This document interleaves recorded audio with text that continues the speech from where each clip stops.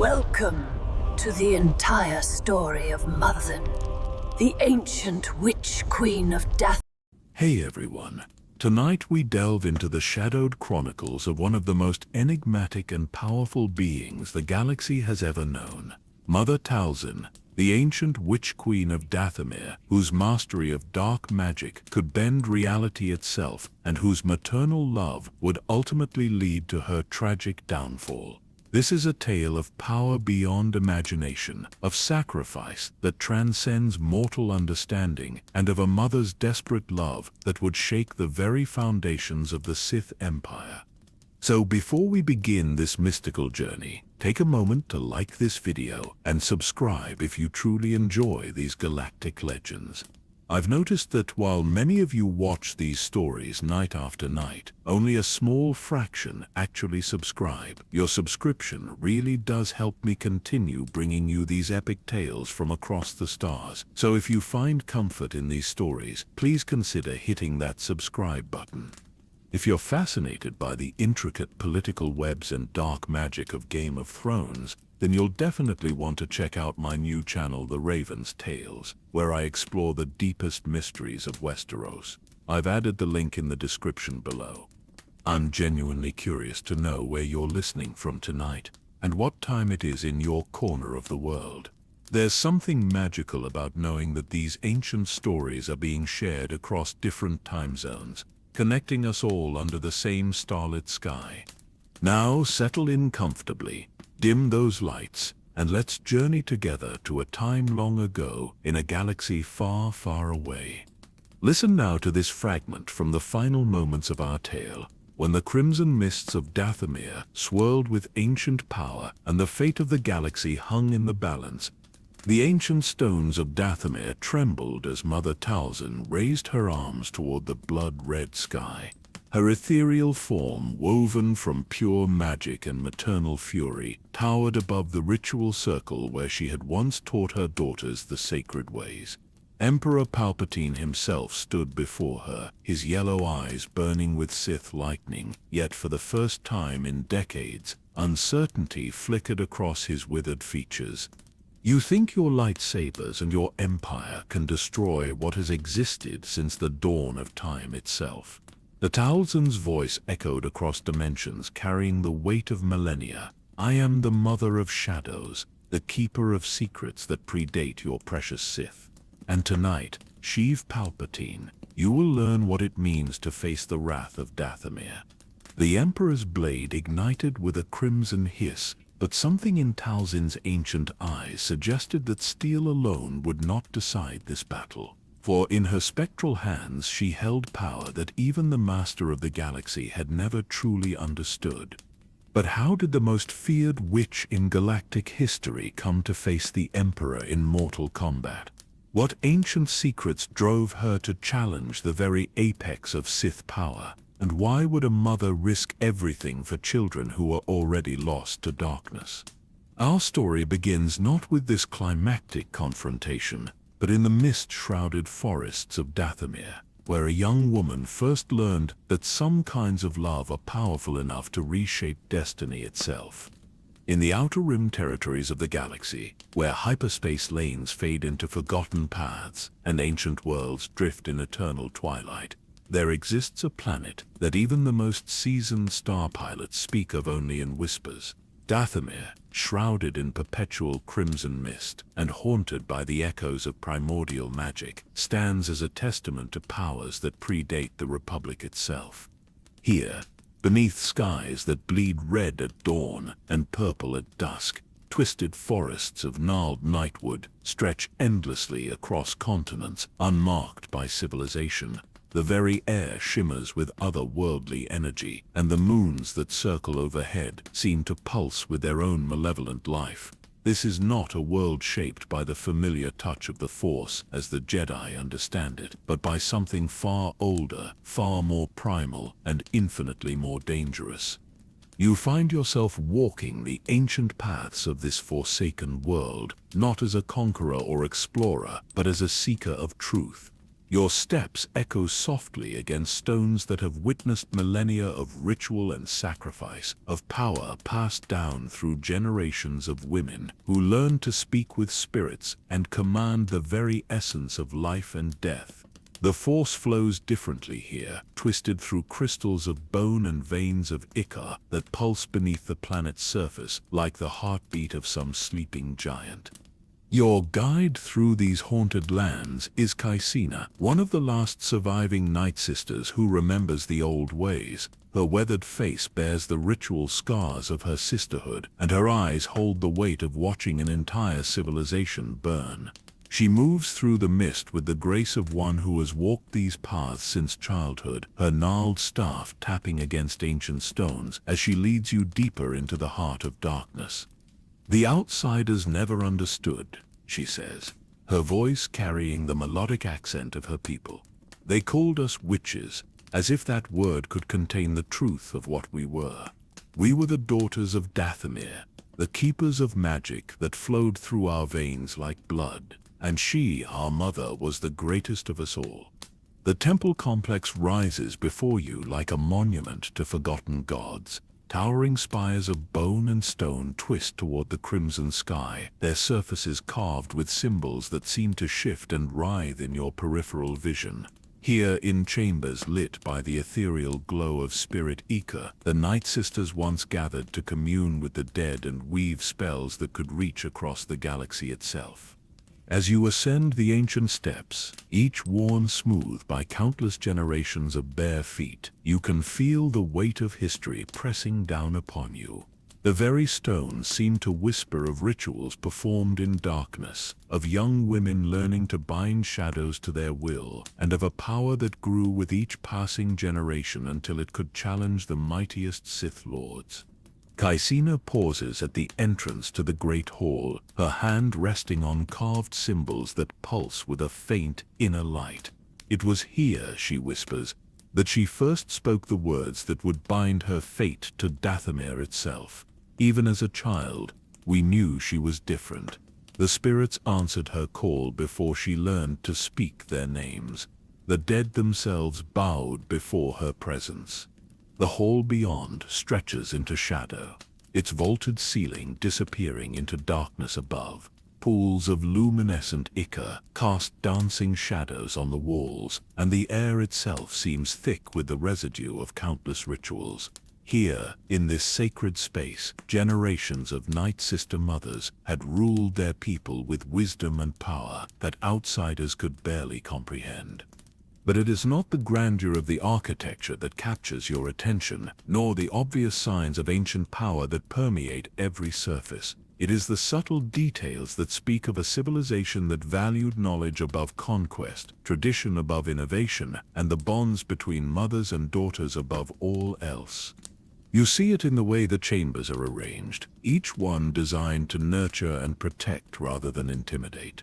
In the teaching alcoves where young Nightsisters once learned their first spells, surrounded by murals depicting the great mothers of the past. In the meditation chambers where the wisdom of the ancients was passed down through ritual and song rather than written word. As you explore deeper into the complex, Caecina shares fragments of the old stories. Tales of the first Nightsisters who learned to speak with the spirit realm, of the great schism that divided the clans long ago, and of the prophecies that spoke of a mother who would rise above all others only to fall to her own greatest strength.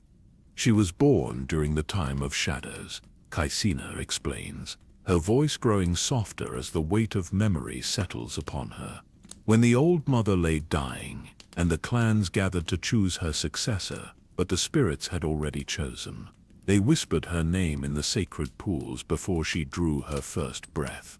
The crimson mist swirls around you as you stand in the heart of the ancient temple, feeling the presence of those who came before. Somewhere in these halls, a young woman once learned the secrets that would make her the most powerful witch in galactic history. And somewhere in the shadows of tomorrow, those same secrets would lead her to a confrontation that would shake the very foundations of the Empire itself.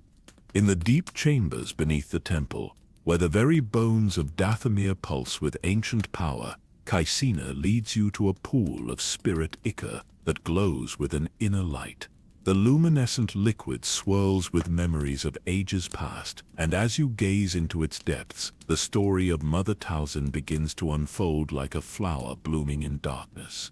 She was born in the season of the bleeding moon, Caecina whispers, her voice carrying the weight of sacred tradition.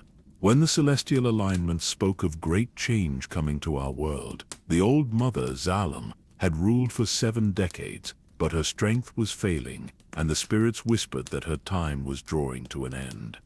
The ichor pool shimmers, and within its depths you see the image of ancient Dathomir as it was in those distant days. The Nightsister clans were more numerous then, their villages scattered across the continents like jewels in the crimson mist. Each clan possessed its own secrets, its own interpretation of the ancient magics, and its own claim to the right of leadership. Talzin came into the world during what the Nightsisters called the Great Schism, a time when the unity of the clans had fractured into competing factions. The Singing Mountain clan claimed supremacy through their mastery of healing arts and their ability to commune with the spirits of the natural world. The Dreaming River clan countered with their expertise in battle magic and their sacred warrior traditions. The Howling Crag clan, masters of divination and prophecy, insisted that only they could interpret the will of the spirits correctly. Into this world of division and uncertainty, a child was born whose very existence would reshape the destiny of her people. She emerged from her mother's womb during the eclipse of the 3rd moon, when the barriers between the physical and spirit worlds grew thin. The midwives who attended her birth spoke in hushed tones of the way the shadows danced around her cradle and how the spirit ichor in the sacred pools glowed brighter in her presence. Her mother, Talitha, was a minor priestess of the Singing Mountain clan, gifted in the healing arts but unremarkable in the broader scope of Nightsister society. Her father was never named, as was the custom among the Nightsisters, though whispers suggested he might have been an off-world visitor who had somehow survived an encounter with the witches of Dathomir. From her earliest days, it was clear that young Talzin was different from her sisters. While other children played with dolls carved from nightwood, she spoke to invisible companions that only she could see. The spirits of the dead flocked to her like moths to flame, drawn by something in her essence that they recognized as kindred. Her first words were not the babbling of an infant, but ancient phrases in the old tongue that she should not have known. The Nightsister Society was built upon the principle of the collective, where individual power was always subordinated to the needs of the clan. But Talzin's gifts transcended such boundaries. At the age of 5, she could command shadows to take physical form. By 7, she had learned to step partially into the spirit realm, becoming translucent and untouchable when danger threatened. By 10, she could weave illusions so powerful that even the clan elders began to question what was real and what was merely her creation. Her education began in the traditional manner, with the clan mothers teaching her the fundamental principles of Nightsister magic.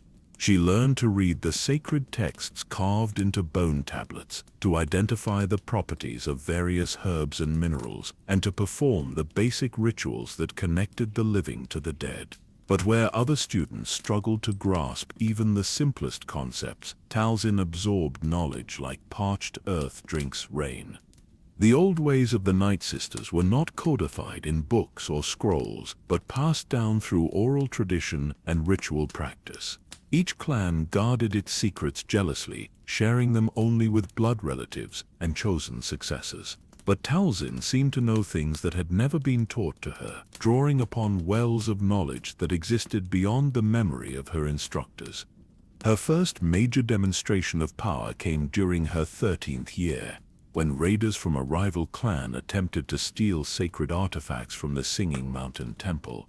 The attackers struck in the dead of night, believing they could overwhelm the defenders through surprise and superior numbers.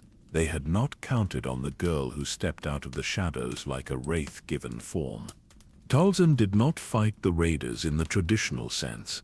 Instead, she spoke words in the ancient tongue that caused the very air around them to thicken like water. The attackers found themselves moving, as if trapped in honey, their weapons becoming impossibly heavy in their hands. Then the spirits came, drawn by her call like hounds to the hunt. The dead of the Singing Mountain clan rose from their resting places, their spectral forms surrounding the raiders with expressions of otherworldly fury. The battle was over before it truly began. The raiders fled into the night, their minds shattered by what they had witnessed. But the victory came at a cost. The elders of the Singing Mountain clan looked upon young Talzin with a mixture of awe and fear.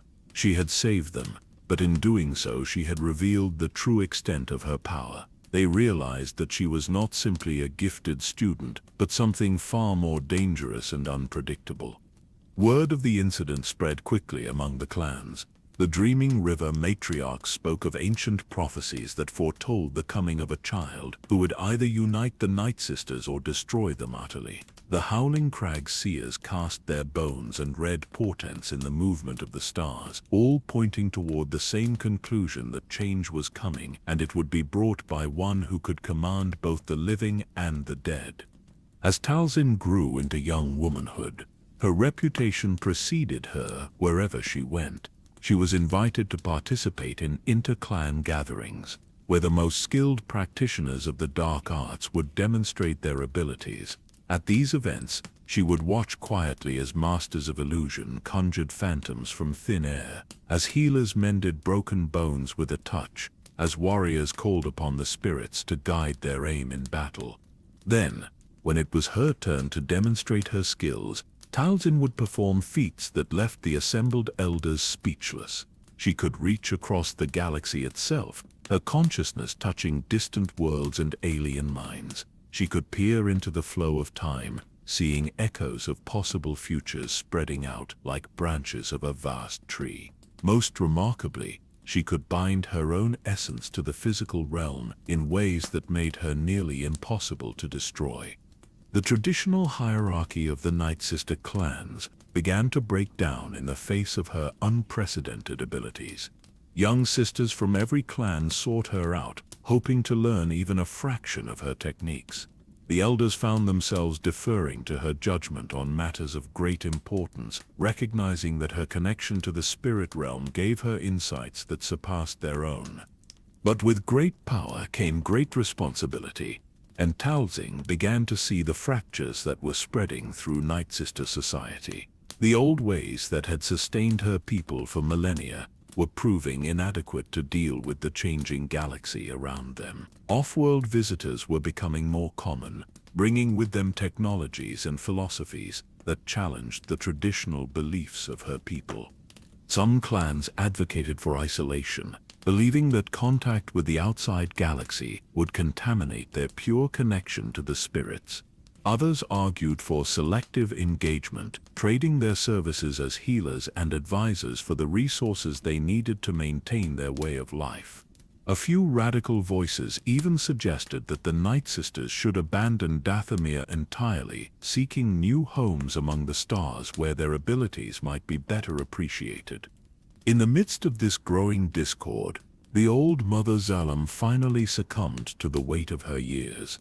Her death marked the end of an era, but also the beginning of a new one.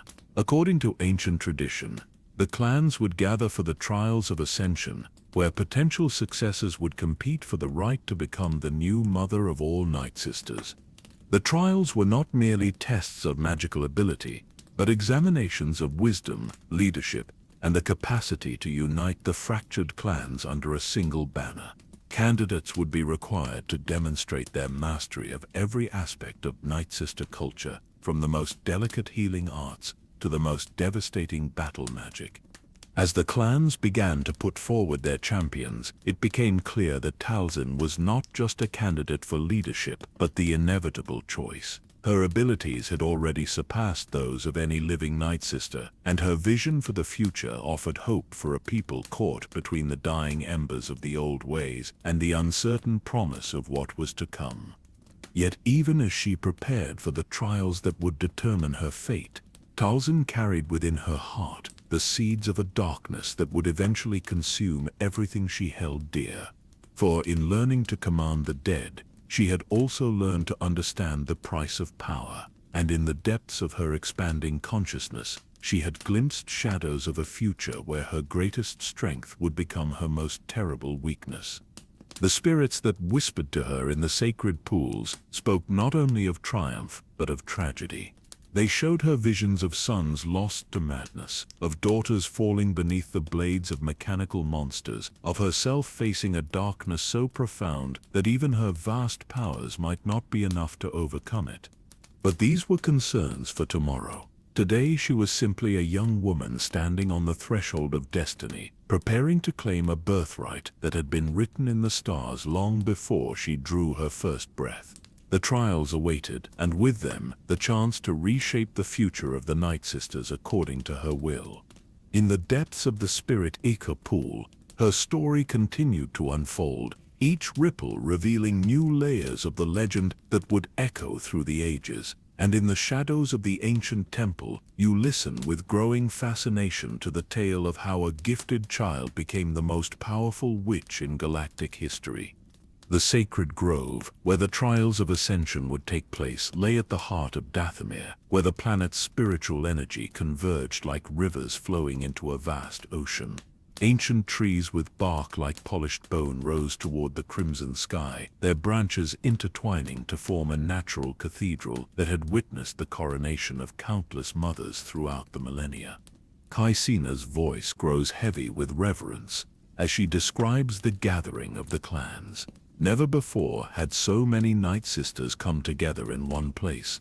Representatives from every surviving clan made the pilgrimage to the sacred grove, carrying with them the hopes and fears of their people. The air itself seemed to thicken with anticipation, and the spirits of the dead pressed close to witness this moment of destiny. 7 candidates had been chosen to compete in the trials, each representing a different aspect of Nightsister tradition and philosophy. There was Narjaleth of the Dreaming River clan, a warrior sorceress whose mastery of combat magic was legendary among her people. Saitor of the Howling Crag clan possessed the gift of prophecy so powerful that she could see the threads of fate spreading across centuries. Via's Eye of the Whispering Stone clan could commune with the ancient spirits that dwelt in the planet's core, drawing upon wisdom that predated the rise of civilization itself. Each candidate possessed skills that would have made them revered in any other generation. But as they gathered in the grove's central circle, their eyes inevitably turned to the young woman who stood apart from the rest. Talzin moved with a grace that seemed to bend the very fabric of reality around her, and when she spoke, even the wind seemed to pause to listen. The first trial was the test of knowledge, where candidates would demonstrate their understanding of the ancient ways. Each was required to recite the genealogies of the Great Mothers, to identify the properties of sacred herbs and minerals, and to explain the deeper meanings behind the most complex rituals. The other candidates performed admirably, showing years of dedicated study and careful instruction. When Talzin's turn came, she did not merely recite the required information. Instead, she wove the disparate elements together into a tapestry of understanding that revealed connections between seemingly unrelated aspects of Nightsister culture. She spoke of how the healing herbs of the Singing Mountain clan could be combined with the battle magic of the Dreaming River clan to create protective wards of unprecedented power. She explained how the prophecies of the Howling Crag clan related to stellar alignments that occurred only once every 1,000 years, and how these celestial events could be used to amplify ritual magic to extraordinary levels. The assembled elders listened in growing amazement as Talzin demonstrated not just knowledge, but wisdom. She understood the underlying principles that governed all Nightsister magic, the fundamental laws that connected their disparate traditions into a coherent whole. More importantly, she could see how these ancient practices might be adapted to meet the challenges of a changing galaxy. The second trial was the test of power, where candidates would demonstrate their magical abilities in direct competition. Traditional contests included the summoning of spirit familiars, the creation of complex illusions, and the manipulation of physical matter through force of will. The other candidates performed feats that would have been impossible for ordinary beings, bending reality to their desires with consummate skill. Talzin approached the test differently. Rather than competing in the traditional categories, she asked for permission to demonstrate something that had never been attempted in the sacred grove. With the elders' curious consent, she began to weave a spell of such complexity that even the most experienced practitioners struggled to follow her movements. The young sorceress reached out with her consciousness, extending her awareness beyond the boundaries of Dathomir itself. Her spirit touched the minds of force-sensitive beings scattered across the galaxy, forming brief connections that allowed her to draw upon their collective knowledge and experience. For a few breathtaking moments, she became a conduit for the accumulated wisdom of countless civilizations, demonstrating that the barriers between worlds were merely illusions that could be overcome by sufficient will and understanding.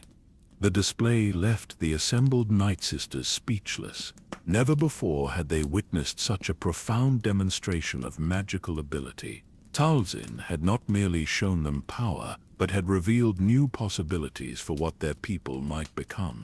The boundaries of their world no longer seemed absolute, and the future stretched before them filled with unprecedented potential. The third trial was the test of wisdom, where candidates would be presented with complex scenarios that required both magical and political solutions. They would need to demonstrate their ability to lead the Nightsisters through the challenges that lay ahead, balancing the preservation of tradition with the need for adaptation and growth. The scenario presented to the candidates was based on a real situation that had occurred in recent years. A group of off-world explorers had crash-landed on Dathomir, their ship damaged beyond repair. Some clans wanted to eliminate the intruders to preserve their secrets, while others saw an opportunity to learn about the broader galaxy. The candidates were asked to propose a solution that would serve the best interests of their people while remaining true to Nightsister values. The other candidates offered various approaches, ranging from isolation to selective engagement. Their proposals were thoughtful and well-reasoned, reflecting years of careful consideration of their people's place in the galaxy. Each solution had merit, but also limitations that would create new problems down the line. Talzin's approach was characteristically innovative. She proposed establishing a formal council of clan representatives who would evaluate each contact with the outside world on its individual merits. Some off-worlders might be permitted to trade for specific resources, while others could be recruited to serve the Nightsisters as agents and informants. The most promising individuals might even be invited to join their society, bringing new perspectives and abilities that could strengthen the clans from within. Her proposal included detailed protocols for managing these relationships, safeguards to prevent the corruption of traditional practices, and mechanisms for ensuring that the ultimate authority remained with the Nightsister leadership.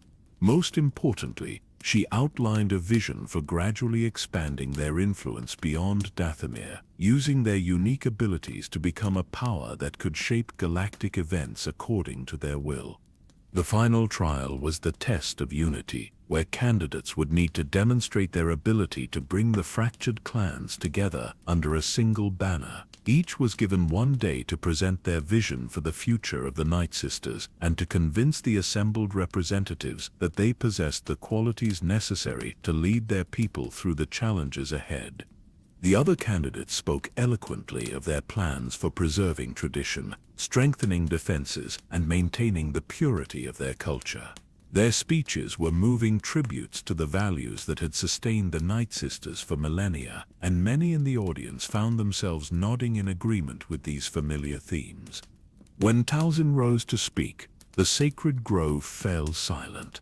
Even the spirits that normally whispered in the shadows seemed to pause in anticipation of her words. She began not with grand proclamations, but with a simple question that cut to the heart of every Nightsister's deepest fears. What good is tradition if we are not strong enough to preserve it? What value does purity have if we allow our people to become extinct? The galaxy is changing around us, and we can either change with it or be swept aside by forces beyond our control. She spoke of the threats that were gathering beyond their world, of political upheavals that would soon engulf the entire galaxy.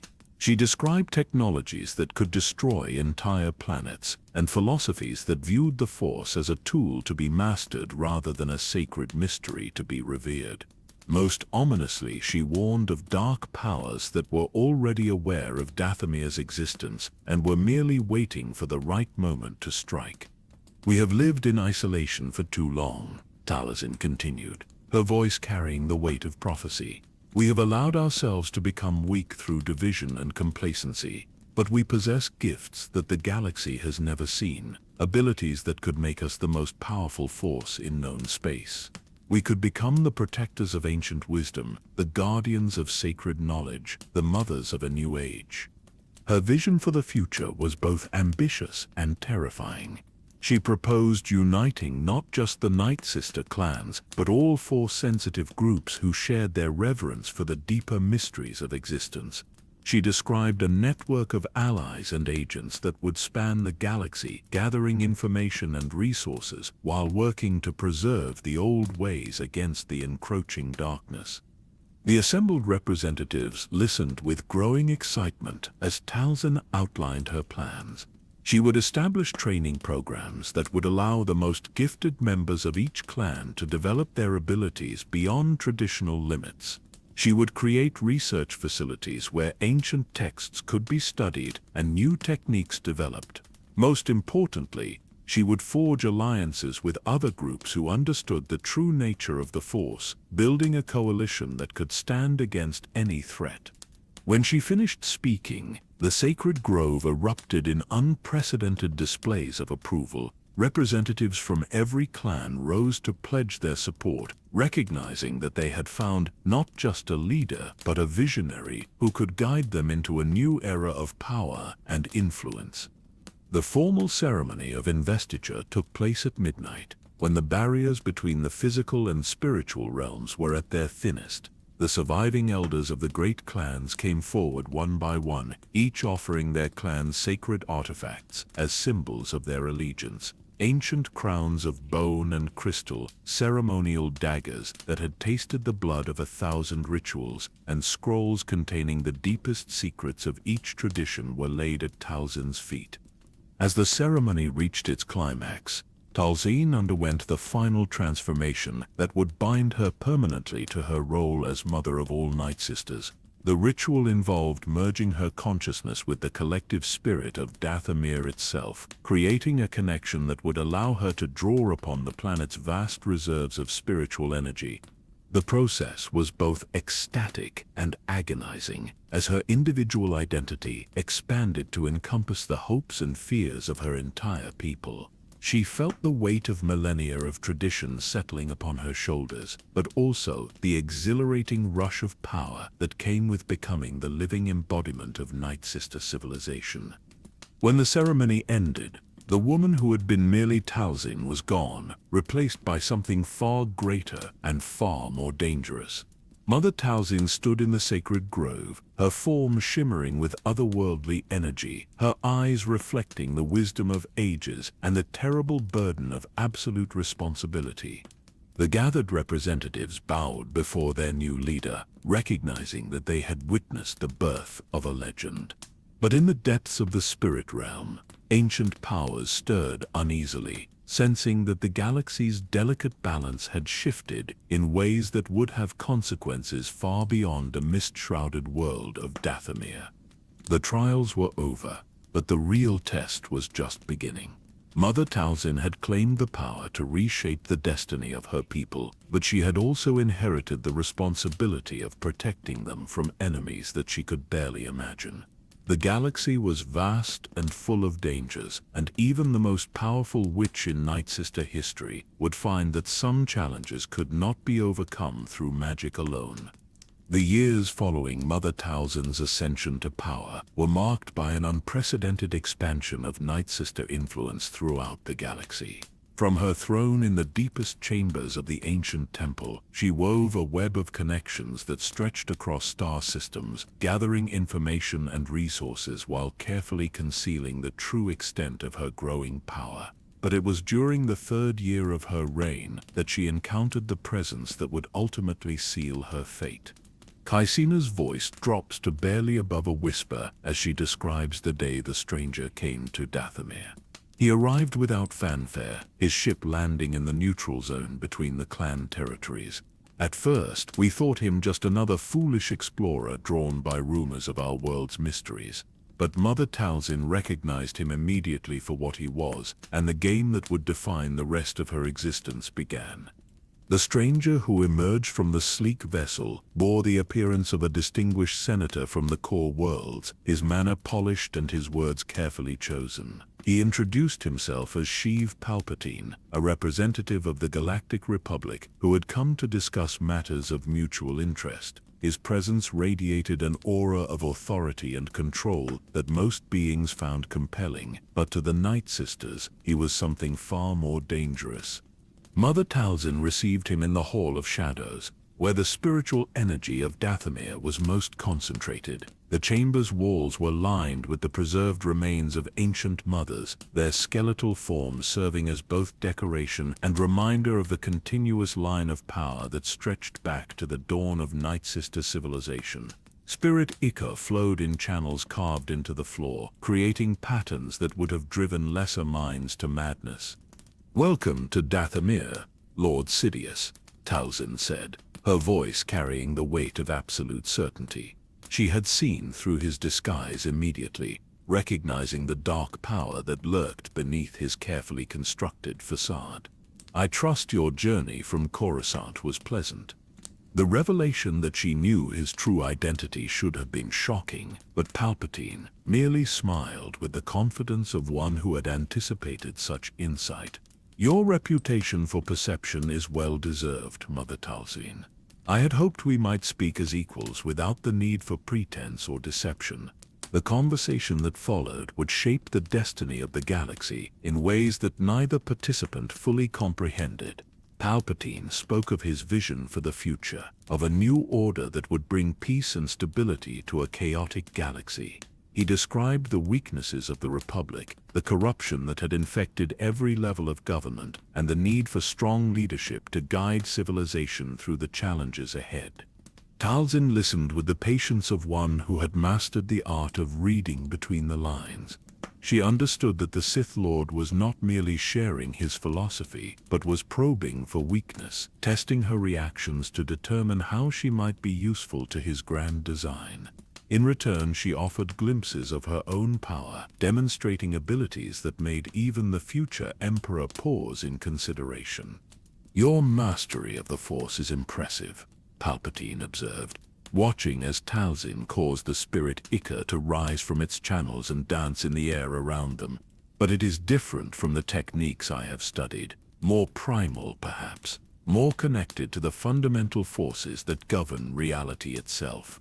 "We do not merely use the Force," Talzin replied, her form beginning to shimmer with otherworldly energy. "We are part of it, as it is part of us. The Jedi seek to impose their will upon the galaxy, while the Sith attempt to dominate it through passion and hatred. We understand that true power comes from harmony with the deeper mysteries of existence." The philosophical discussion continued for hours, each participant carefully testing the other's limits and capabilities. Palpatine was clearly intrigued by the Nightsister's unique approach to force manipulation, while Talzin found herself fascinated by the Sith Lord's grand vision for galactic transformation.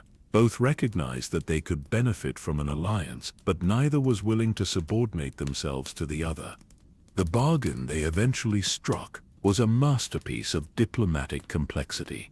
Palpatine would provide the Nightsisters with protection from external threats, resources to expand their capabilities, and access to information about galactic affairs that would be invaluable for their own purposes. In return, Talzin would offer her services as an advisor and occasional ally, providing unique insights and capabilities that could not be found elsewhere in the galaxy. The arrangement also included provisions for more direct cooperation. Selected Nightsisters would be trained as agents and assassins, their abilities making them ideal for missions that required subtlety and precision. These sisters would operate under deep cover, their true loyalties known only to Mother Talzin herself. In exchange, Palpatine would share certain Sith techniques and knowledge that could enhance the Nightsisters' already formidable powers. But beneath the formal agreements and carefully worded contracts, both parties harbored deeper ambitions. Palpatine saw the Nightsisters as powerful tools that could be used to advance his own agenda, while Talzin viewed the Sith as a means to protect her people and expand their influence. Each believed they could manipulate the other, and each was certain that they would ultimately emerge victorious from their dangerous game.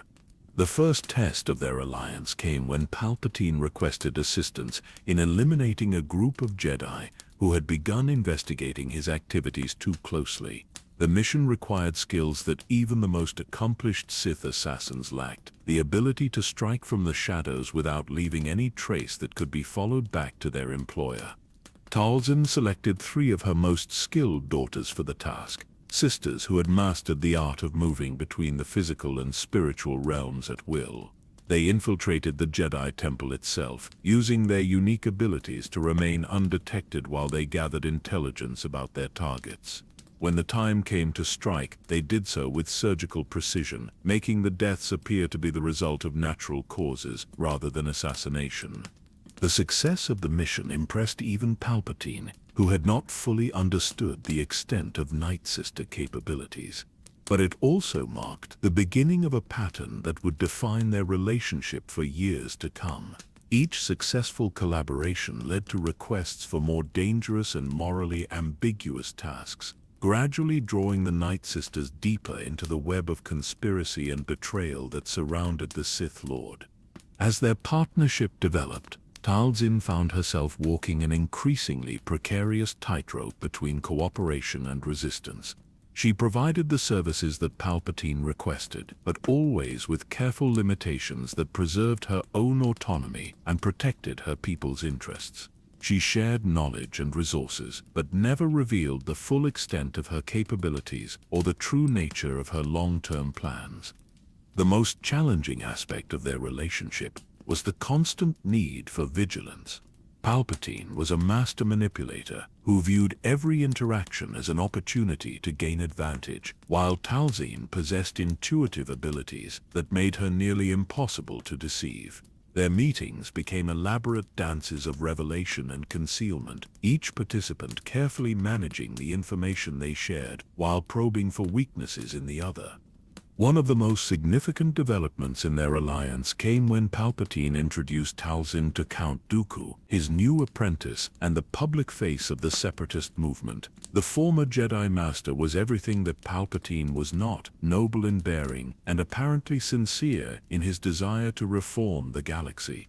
But Talzin saw through his facade immediately, recognizing the darkness that had taken root in his heart.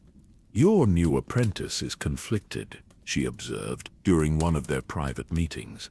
"He believes he is serving the greater good, but his actions are leading him down a path that will destroy everything he once valued. Such internal contradiction makes him both powerful and vulnerable." Palpatine's response was characteristically calculating. Count Dooku serves his purpose admirably. His sincerity makes him an effective leader for the separatist cause, while his gradual corruption ensures his continued loyalty to our ultimate goals. But I am curious about your assessment. What do you see in his future? The question led to one of the most significant exchanges of their entire relationship. Talzin, drawing upon her prophetic abilities, described a vision of Dooku's ultimate fate. She saw him falling before a younger, more powerful Sith, his death serving as a catalyst for the transformation of the galaxy. The vision was remarkably accurate, though neither she nor Palpatine fully understood its implications at the time. "Your sight extends far beyond the present," Palpatine observed with genuine admiration. "Such abilities could be invaluable in the years ahead. I trust you will share your insights when they might prove useful to our mutual endeavors." The request was phrased as a casual observation, but Talzin recognized it as a subtle demand for information. She agreed to provide general guidance about future trends and possibilities, but carefully avoided revealing specific details that might compromise her own position or endanger her people. As the Clone Wars began to take shape, the alliance between the Nightsisters and the Sith became increasingly complex and dangerous.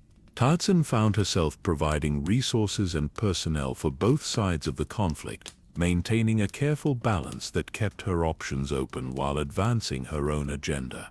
She trained assassins for the Separatists while simultaneously providing intelligence to Republic forces, always careful to avoid actions that might expose her true loyalties. The most significant development during this period was the gradual corruption of several promising young Nightsisters who had been assigned to work closely with Sith agents. Exposure to the dark side's more aggressive manifestations began to change them, making them more powerful but also more unpredictable and dangerous. Talzin watched these transformations with growing concern, recognizing that prolonged contact with the Sith was beginning to threaten the fundamental nature of her people. Her attempts to address this problem led to the first serious conflict between herself and Palpatine. When she insisted on recalling several sisters who had been working as deep cover agents, he responded with thinly veiled threats about the consequences of breaking their agreements. The confrontation revealed the true nature of their relationship, with both parties acknowledging that their alliance was built on mutual necessity rather than genuine trust.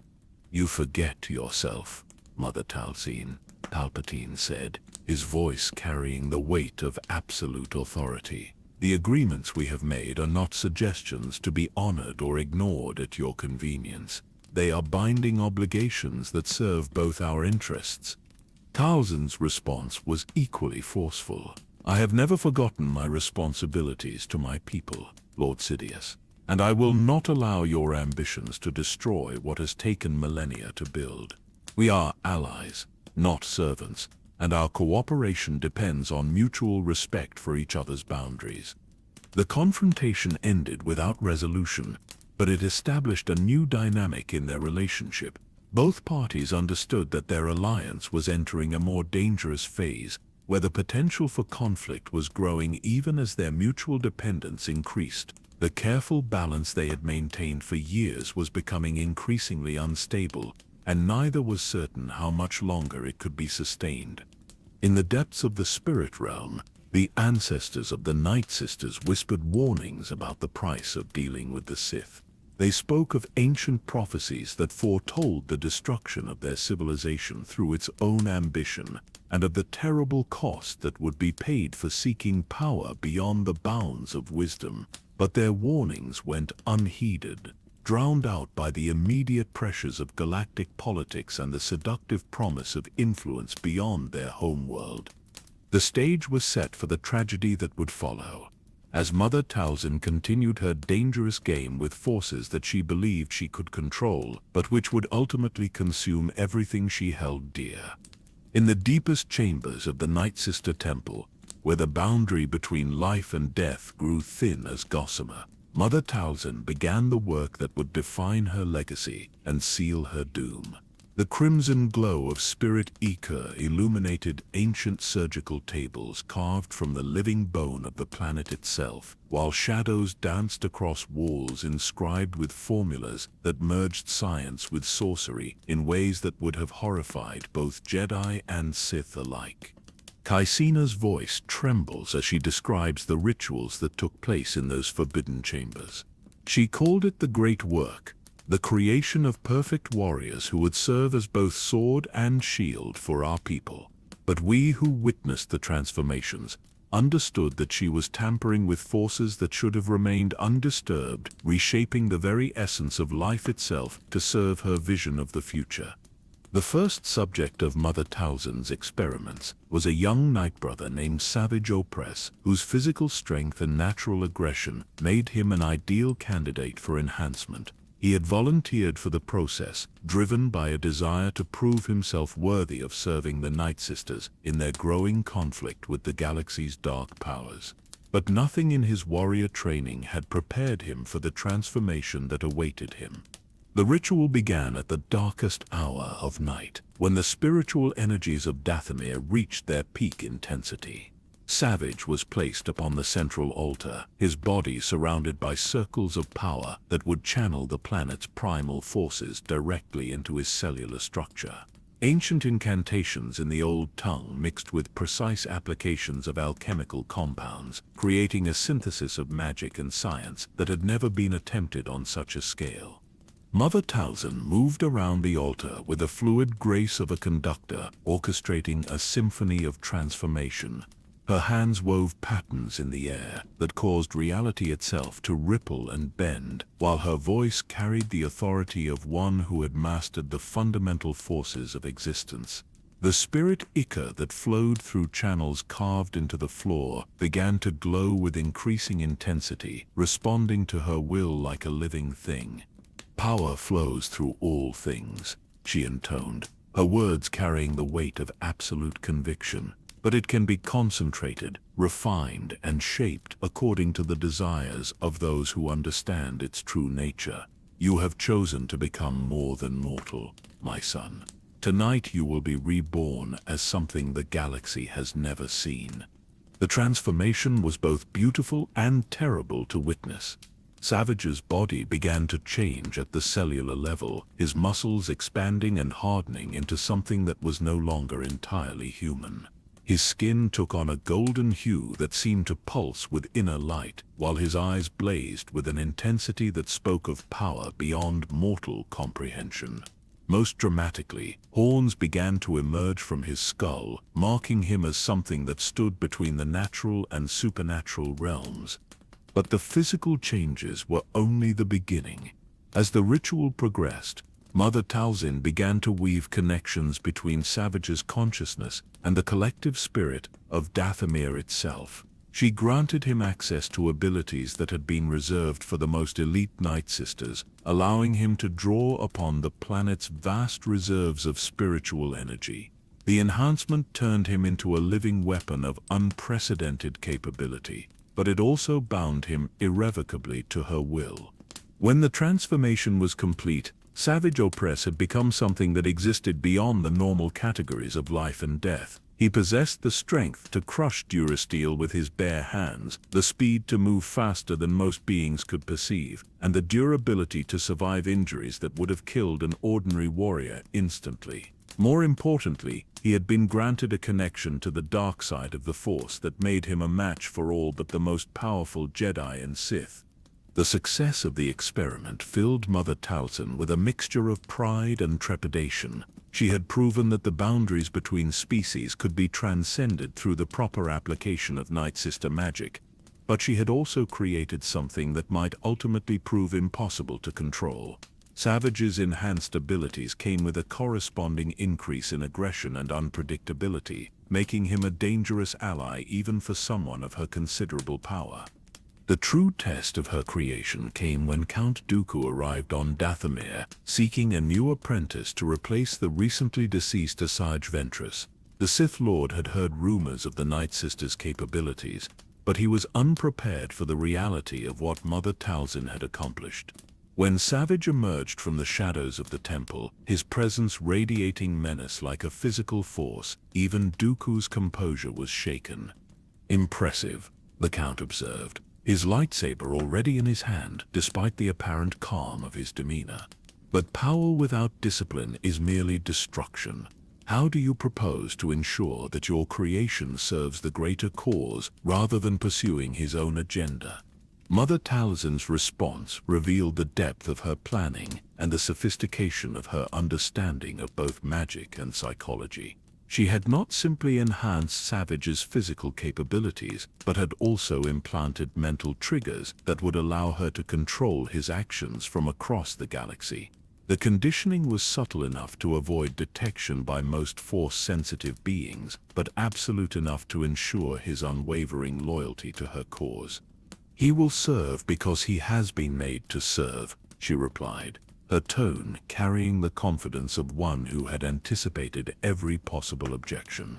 "The bonds that connect him to me are stronger than Durasteel and more enduring than the stars themselves. He is my will made manifest." my hand extended to touch the furthest reaches of the galaxy. The demonstration that followed left no doubt about the effectiveness of her methods. At her silent command, Savage performed feats of strength and agility that would have been impossible for any natural being. He moved with the fluid grace of a dancer, despite his massive size, struck with the precision of a master warrior, despite his enhanced aggression, and displayed a tactical intelligence that belied his fearsome appearance. But it was during the height of the Clone Wars that Mother Talzin achieved her greatest triumph and suffered her most terrible loss. Deep in the abandoned sectors of the galaxy, where the debris of forgotten civilizations drifted in the void between stars, she discovered the broken remains of the son she had thought lost forever. Maul, once the apprentice of Darth Sidious, had survived his apparent death on Naboo, but the experience had left him shattered in both body and mind. When she found him, he was more beast than man, his consciousness fragmented by pain and madness. His legs had been severed in his final battle with Obi-Wan Kenobi, replaced by a crude mechanical apparatus that barely allowed him to move. His once sharp mind had been reduced to a constant stream of incoherent rage and broken memories, but in his eyes, she could still see the spark of intelligence that had once made him one of the most feared beings in the galaxy. The restoration of Maul required all of Mother Talzin's skill and knowledge, pushing her abilities to their absolute limits. She could not simply heal his body, but had to reconstruct his very identity from the fragments that remained. The process required her to delve deep into his psyche, sorting through layers of trauma and conditioning to find the core of his true self. Working in the deepest chambers of the temple, surrounded by the accumulated wisdom of centuries, she began the delicate work of rebuilding her son's mind. She used techniques that blended Nightsister healing magic with insights drawn from her understanding of Sith psychology. Slowly, carefully, she began to weave the scattered pieces of his consciousness back together, creating a new identity that incorporated both his experiences as a Sith apprentice and his heritage as a child of Dathomir. The physical restoration was equally challenging. Maul's injuries were not merely mechanical, but had been infused with dark side energy that actively resisted healing. She had to first purge the corrupted tissue, then regrow entire sections of his body using alchemical processes that had been forbidden even in the ancient days. The new legs she created for him were works of art as much as functional prosthetics, incorporating living tissue with mechanical components in ways that seamlessly merged magic and technology. When the restoration was complete, the being who emerged from the healing chamber was both the same and utterly different from the Sith apprentice who had fallen on Naboo. Maul retained his memories and abilities, but his connection to the dark side had been filtered through his renewed bond with his mother and his people. He was no longer the broken tool of a Sith master, but a son of Dathomir who carried within him the accumulated wisdom and power of the Nightsister tradition. The reunion between mother and son was a moment of profound emotion that transcended the usual boundaries of Nightsister stoicism. For the first time in years, Mother Talzin allowed herself to experience the full depth of her maternal love, holding her restored child close while tears of joy and relief flowed down her cheeks. But even in that moment of triumph, she understood that she had set in motion forces that would ultimately lead to tragedy. Maul's restoration had cost her more than she had initially realized. The process had required her to invest a significant portion of her own life force in rebuilding his damaged essence, creating a permanent connection between them that would have profound consequences for both. More importantly, by restoring him to a level of power that rivaled her own, she had created a potential rival who might ultimately challenge her authority. The relationship between the restored Maul and his enhanced brother Savage became a source of both strength and vulnerability for Mother Talzin. The two warriors complemented each other perfectly, with Savage's raw power balancing Maul's cunning and experience. Together they represented the pinnacle of her achievements, living proof that the Nightsisters could create beings capable of challenging even the most powerful Sith Lords. But their very existence also painted a target on Dathomir that could not be ignored. The galaxy's dark powers had taken notice of the Nightsisters' growing capabilities, and plans were already being formulated to eliminate the threat they represented. Mother Talzin had succeeded in creating the perfect weapons to defend her people, but in doing so, she had also ensured that they would face enemies more dangerous than any they had previously encountered. In the depths of the spirit realm, the ancestors of the Nightsisters whispered warnings about the price of playing with forces beyond mortal comprehension. They spoke of ancient taboos that existed for good reason, and of the inevitable consequences of seeking to transcend the natural order. But their voices were drowned out by the immediate pressures of galactic politics and the intoxicating rush of power that came with successful transformation. The stage was set for the confrontation that would determine the fate of the Nightsisters and their ancient way of life. Mother Talzin had created the tools she needed to protect her people, but she had also attracted the attention of enemies who viewed her very existence as an unacceptable threat to their own ambitions. The game that had begun with subtle manipulation and careful alliance was about to escalate into open warfare, with consequences that would echo through the galaxy for generations to come. As the crimson mists of Dathomir swirled around the ancient temple, carrying with them the whispers of the dead and the promises of the living, Mother Talzin prepared for the trials that lay ahead. She had become the mother of monsters, but she was about to learn that even the most terrible creations could not protect those who loved them from the inexorable advance of destiny. The galaxy burned with the fires of civil war, and in the crimson mists of Dathomir, Mother Talzin watched the carnage unfold with the calculating patience of a spider at the center of her web. The Clone Wars had begun exactly as she had foreseen, with brother turning against brother, while the true puppet masters remained hidden in the shadows. From her throne deep within the ancient temple, she orchestrated a game of deception so complex that even the most skilled players remained unaware of her true role in the unfolding tragedy. Kaisina's voice grows heavy with the weight of terrible knowledge as she describes those dark years. The war provided Mother Talzin with opportunities that she had never possessed before. Both sides needed allies, resources, and capabilities that only the Nightsisters could provide. She played the Republic and the Separatists against each other with such skill that neither side ever suspected they were being manipulated by the same hidden hand. The first major test of her duplicity came when Jedi Master Obi-Wan Kenobi arrived on Dathomir, seeking information about the Sith Lord who had killed his master years earlier. The Jedi had no idea that he was walking into the domain of the very being who had restored that enemy to life and power. Mother Talzin received him with the courtesy due to a distinguished guest, while carefully concealing the full extent of her knowledge about his past and future. "Welcome to Dathomir, Master Kenobi," she said, her voice carrying the perfect balance of respect and mysterious authority. "I understand you seek answers about the past. The Nightsisters have long memories, and we remember events that others have forgotten. Perhaps we can help each other find the truth you seek." The conversation that followed was a masterpiece of misdirection and selective revelation. Talzin provided Kenobi with enough accurate information to establish her credibility, while carefully omitting details that might compromise her own position or reveal her connection to his greatest enemy. She spoke of ancient Sith traditions, of the ways that hatred could transcend death, and of the possibility that beings who appeared to be destroyed might yet return to threaten the galaxy. "The dark side grants power over death itself," she explained, her eyes reflecting depths of knowledge that made the Jedi Master visibly uncomfortable.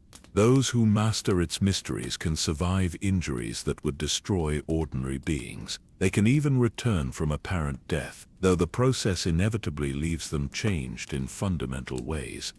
Kenobi absorbed this information with the careful attention of a scholar, never suspecting that he was being prepared for a reunion with his supposedly dead nemesis. When he eventually encountered the restored Maul, the shock of recognition would paralyze him long enough for Mother Talzin's plans to advance another crucial step. The Jedi's visit also provided her with valuable intelligence about the Republic's military capabilities and strategic thinking. Through careful questioning, disguised as casual conversation, she learned about clone trooper deployment patterns, supply line vulnerabilities, and the command structure that connected the various theaters of the war. This information would prove invaluable in her efforts to manipulate both sides of the conflict. But it was her relationship with Asajj Ventress that demonstrated the true sophistication of her strategic thinking. The former Sith apprentice had been abandoned by Count Dooku after her apparent death, left to die on a distant world, while her master moved on to other concerns. When she eventually made her way to Dathomir seeking revenge, Mother Talzin saw an opportunity to advance multiple objectives simultaneously. "You have been betrayed by those who promised you power," Talzin observed, her voice carrying the weight of shared experience. "The Sith use their apprentices as tools, discarding them when they are no longer useful. But we offer something different. We offer family, belonging, and the chance to shape your own destiny." The ritual that transformed Ventress from a broken exile into a true Nightsister was both healing and empowering. Talzin used her magic to purge the corruption that years of Sith training had left in the younger woman's spirit, while simultaneously enhancing her natural abilities through exposure to the sacred mysteries of Dathomir. The process created a bond between them that transcended mere political alliance, establishing a connection that would prove crucial in the trials to come. Ventress's integration into Nightsister society also provided Mother Talzin with a perfect agent for her most ambitious deception. The former Sith apprentice retained her knowledge of separatist operations and her connections within the Confederate military, but her apparent death had removed her from active consideration as a threat. She could move freely through both sides of the conflict, gathering information and conducting operations that would have been impossible for any other agent. The assassination attempt on Count Dooku that followed was planned with meticulous attention to detail. Mother Talzin knew that the mission would fail, but its true purpose was not to eliminate the Sith Lord, but to establish Ventress's credibility as a rogue agent seeking personal revenge. The staged betrayal would create the perfect cover for her continued infiltration of both Republic and Separatist forces. "Let them believe that you have abandoned all loyalty except to yourself," Talzin instructed her newest daughter. "Show them the face of a broken apprentice consumed by the desire for vengeance. They will underestimate you, and in their complacency, they will reveal secrets that could change the course of the war itself." The intelligence network that Mother Talzin constructed during the Clone Wars was perhaps her greatest achievement, surpassing even her creation of enhanced warriors in terms of long-term strategic value. She placed agents within both the Republic and Separatist hierarchies, often without their knowledge of their true purpose. A clerk in the Republic Senate would unknowingly provide information that would be combined with reports from a Confederate supply officer to create a comprehensive picture of military operations across multiple star systems. Her methods were so subtle that even the most paranoid intelligence officers never suspected the true scope of her activities. She used force-sensitive techniques to influence the thoughts and decisions of key personnel, creating a web of unconscious cooperation that stretched across the galaxy. Decisions that appeared to be the result of individual initiative were actually the product of her careful manipulation, steering the course of the war according to her own mysterious agenda. The most audacious aspect of her deception was her simultaneous support of both sides in the conflict. Through carefully compartmentalized operations, she provided the Republic with intelligence about separatist movements, while simultaneously offering the Confederacy access to Nightsister combat specialists. Neither side realized that their mysterious ally was also assisting their enemies, creating a perfect balance that prevented either faction from gaining a decisive advantage. This delicate equilibrium served multiple purposes in Mother Talzin's grand strategy. By prolonging the war, she ensured that both sides would remain dependent on her assistance, increasing her influence over galactic affairs. The constant state of conflict also provided cover for her own military preparations, as the movement of ships and personnel could be attributed to normal wartime activities rather than recognized as part of a separate agenda. Her manipulation of the war's duration also served to weaken both potential threats to her people's independence. The Republic's democratic institutions were being gradually eroded by the emergency powers granted to the Chancellor, while the separatist movement was becoming increasingly dependent on droid armies that could be controlled by a single command structure. Both sides were transforming into the kind of centralized authoritarian systems that would be vulnerable to the kind of influence that the Nightsisters specialized in wielding. The personal relationships that Mother Talzin cultivated during this period were equally important to her long-term strategy. Her interactions with key figures like Anakin Skywalker, Mace Windu, and other prominent Jedi provided her with insights into the psychological vulnerabilities that would eventually destroy the Order. She observed their fears, their attachments, and their blind spots with the clinical precision of a predator studying its prey. The Jedi believe that emotion is the enemy of wisdom, she noted during one of her private consultations with Palpatine. But they fail to understand that suppressed emotions do not disappear. They merely transform into something more dangerous. Their greatest champions carry within them the seeds of their own destruction, and those seeds are already beginning to sprout. Her analysis of the Jedi's weakness proved remarkably prescient. Years later, when Order 66 was executed and the clone troopers turned on their former commanders, the psychological vulnerabilities that she had identified would prove to be the decisive factor in the Order's destruction.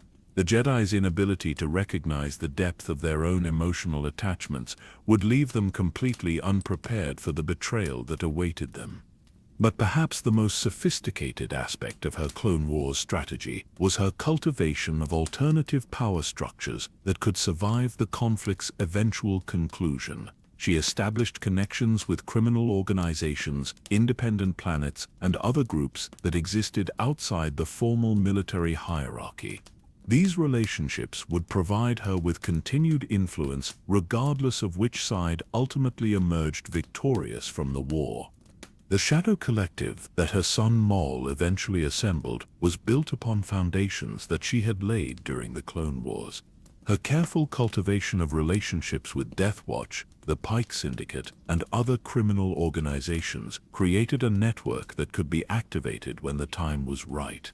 The legitimate governments might change, but the underworld would endure, and through it, her influence would continue to shape galactic events. As the war progressed and the true nature of the conflict became clearer, Mother Talzin found herself walking an increasingly dangerous tightrope. Her alliance with Palpatine had provided her with valuable resources and protection, but it had also made her complicit in atrocities that violated the fundamental principles of Nightsister philosophy. The balance between cooperation and resistance that she had maintained for years was becoming harder to sustain as the moral costs of her choices continued to mount. The breaking point came when she realized that Palpatine's ultimate plan involved not just the destruction of the Jedi, but the systematic elimination of all Force-sensitive groups that might pose a threat to his new order. The Nightsisters, with their unique abilities and independent power base, were inevitably on the list of targets to be eliminated once they had served their purpose. "You have been planning this from the beginning," she accused during one of their final meetings. The war, the Republic's transformation, the elimination of the Jedi, all of it was designed to create a galaxy where only the Sith could wield power. And when that goal is achieved, you will turn on those who helped you reach it. Palpatine's response was characteristically cold and calculating. "The galaxy requires order, Mother Talzin. That order can only be maintained if power is concentrated in the hands of those capable of wielding it responsibly. The Nightsisters have served their purpose admirably, but their continued existence would be incompatible with the stability that the new order requires. The conversation marked the end of their alliance and the beginning of a new phase in their relationship.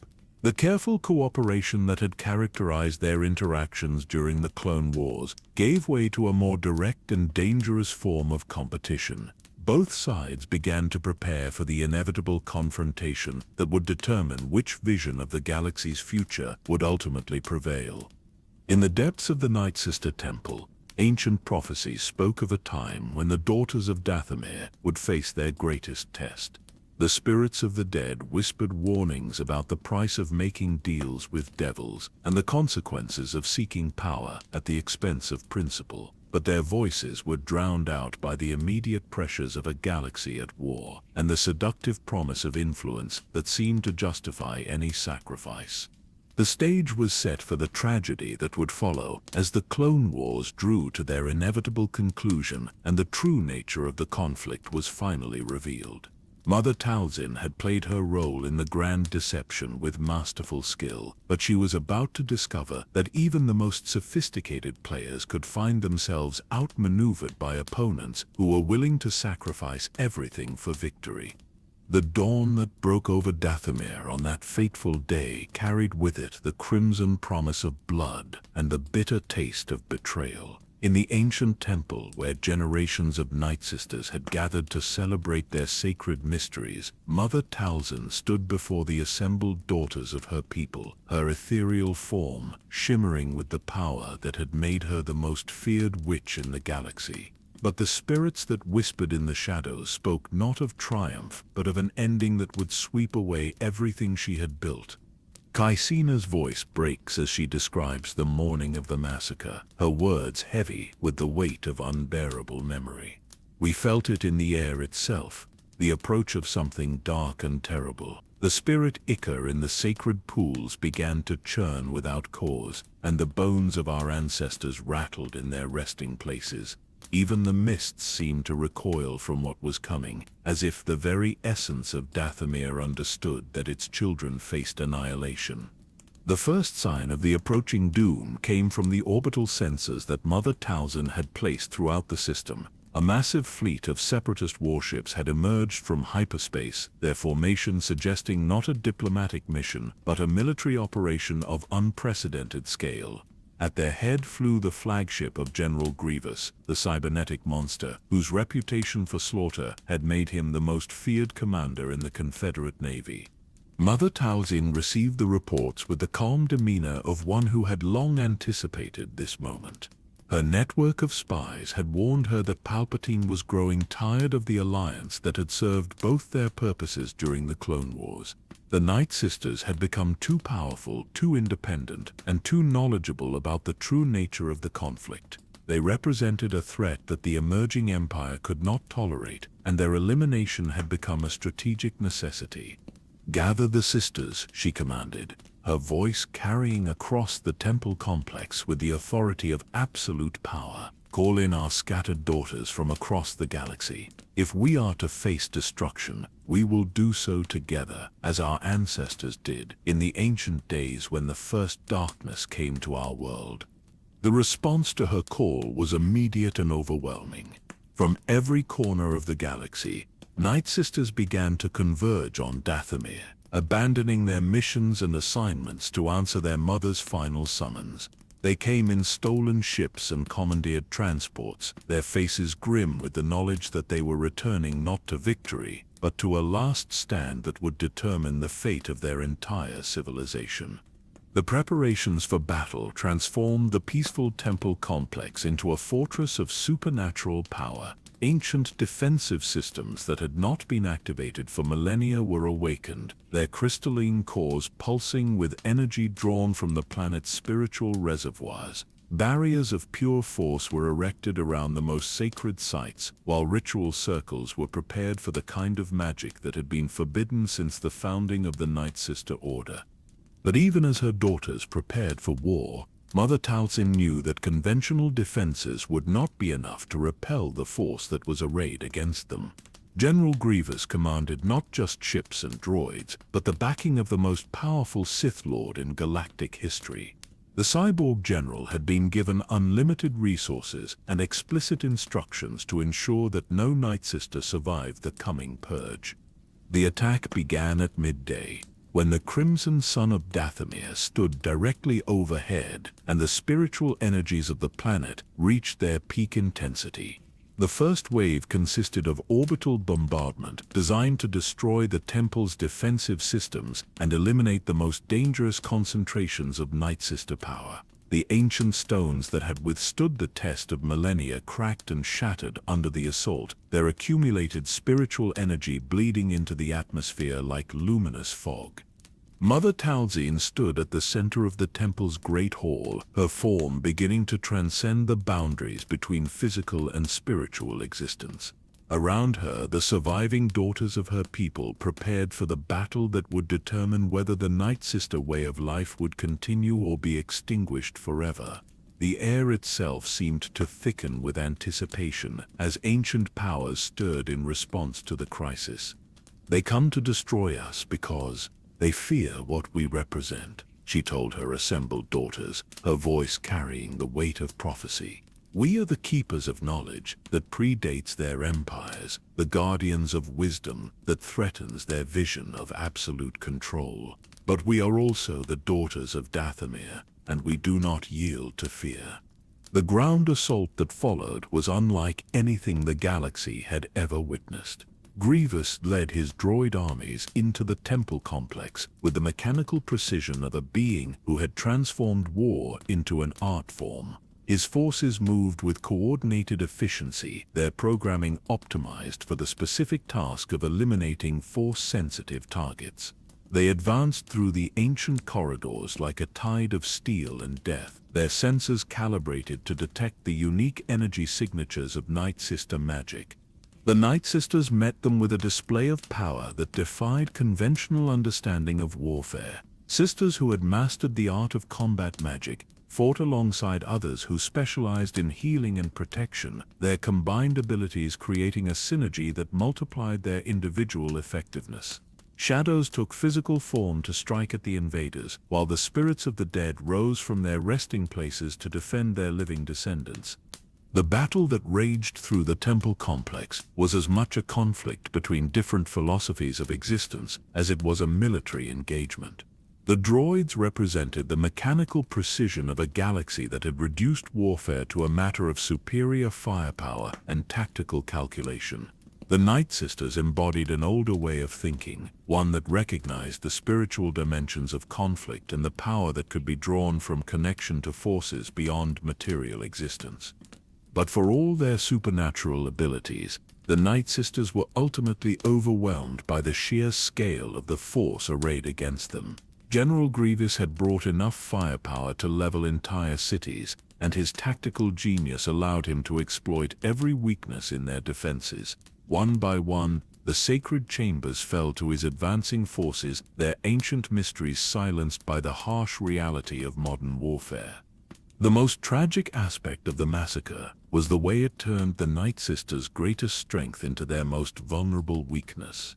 Their deep connection to each other and to the spiritual essence of Dathomir itself meant that each death weakened the survivors, creating a cascade of diminishing power that accelerated as the battle progressed. The bonds that had made them stronger than any individual Force user also ensured that their destruction would be total and absolute. Mother Talzin watched the slaughter of her daughters with the anguish of a being who had given everything to protect them, only to see her efforts prove inadequate in the face of overwhelming force. Each death was a dagger thrust into her heart, each fallen sister a reminder of the price of challenging powers that viewed compassion as weakness and love as a strategic liability. In desperation, she attempted the most dangerous ritual in the Nightsister repertoire, the projection of essence that would allow her to possess the body of Count Dooku himself. The spell required her to extend her consciousness across the galaxy, abandoning her physical form to take control of the Sith Lord who had orchestrated this betrayal. If successful, she could turn Dooku's own lightsaber against General Grievous, potentially saving her people through the ultimate sacrifice. The ritual began with her form becoming translucent, her consciousness separating from her physical body to traverse the vast distances between stars. Her spirit touched the mind of the unsuspecting Count, finding it surprisingly vulnerable to her particular form of attack. Years of Sith training had prepared him to resist conventional force techniques, but the primal magic of the Nightsisters operated according to different principles that bypassed his learned defenses. For a brief, glorious moment, the possession succeeded. Through Dooku's eyes, she saw the interior of his flagship, where he was monitoring the progress of the massacre with the cold satisfaction of a mission accomplished. Through his hands, she felt the weight of his lightsaber, the weapon that had taken so many lives in service to the dark side. Through his voice, she spoke words of power that would have turned the tide of battle on Dathomir. But the moment of triumph was short-lived. The effort of maintaining the possession across such vast distances, while simultaneously fighting for her life on Dathomir, proved too much even for her extraordinary abilities. The connection wavered and then broke, sending her consciousness snapping back to her physical form, with enough force to leave her temporarily stunned and vulnerable. General Grievous had been waiting for exactly such an opportunity. The cyborg general understood better than most the nature of the enemy he faced, having studied their capabilities and weaknesses with the thoroughness of a being who had dedicated his existence to the art of killing. He recognized the signs of spiritual projection and had positioned himself to strike the moment Mother Talzin's consciousness returned to her body. The lightsabers that pierced her form were not merely weapons of energy and crystal, but instruments of absolute finality.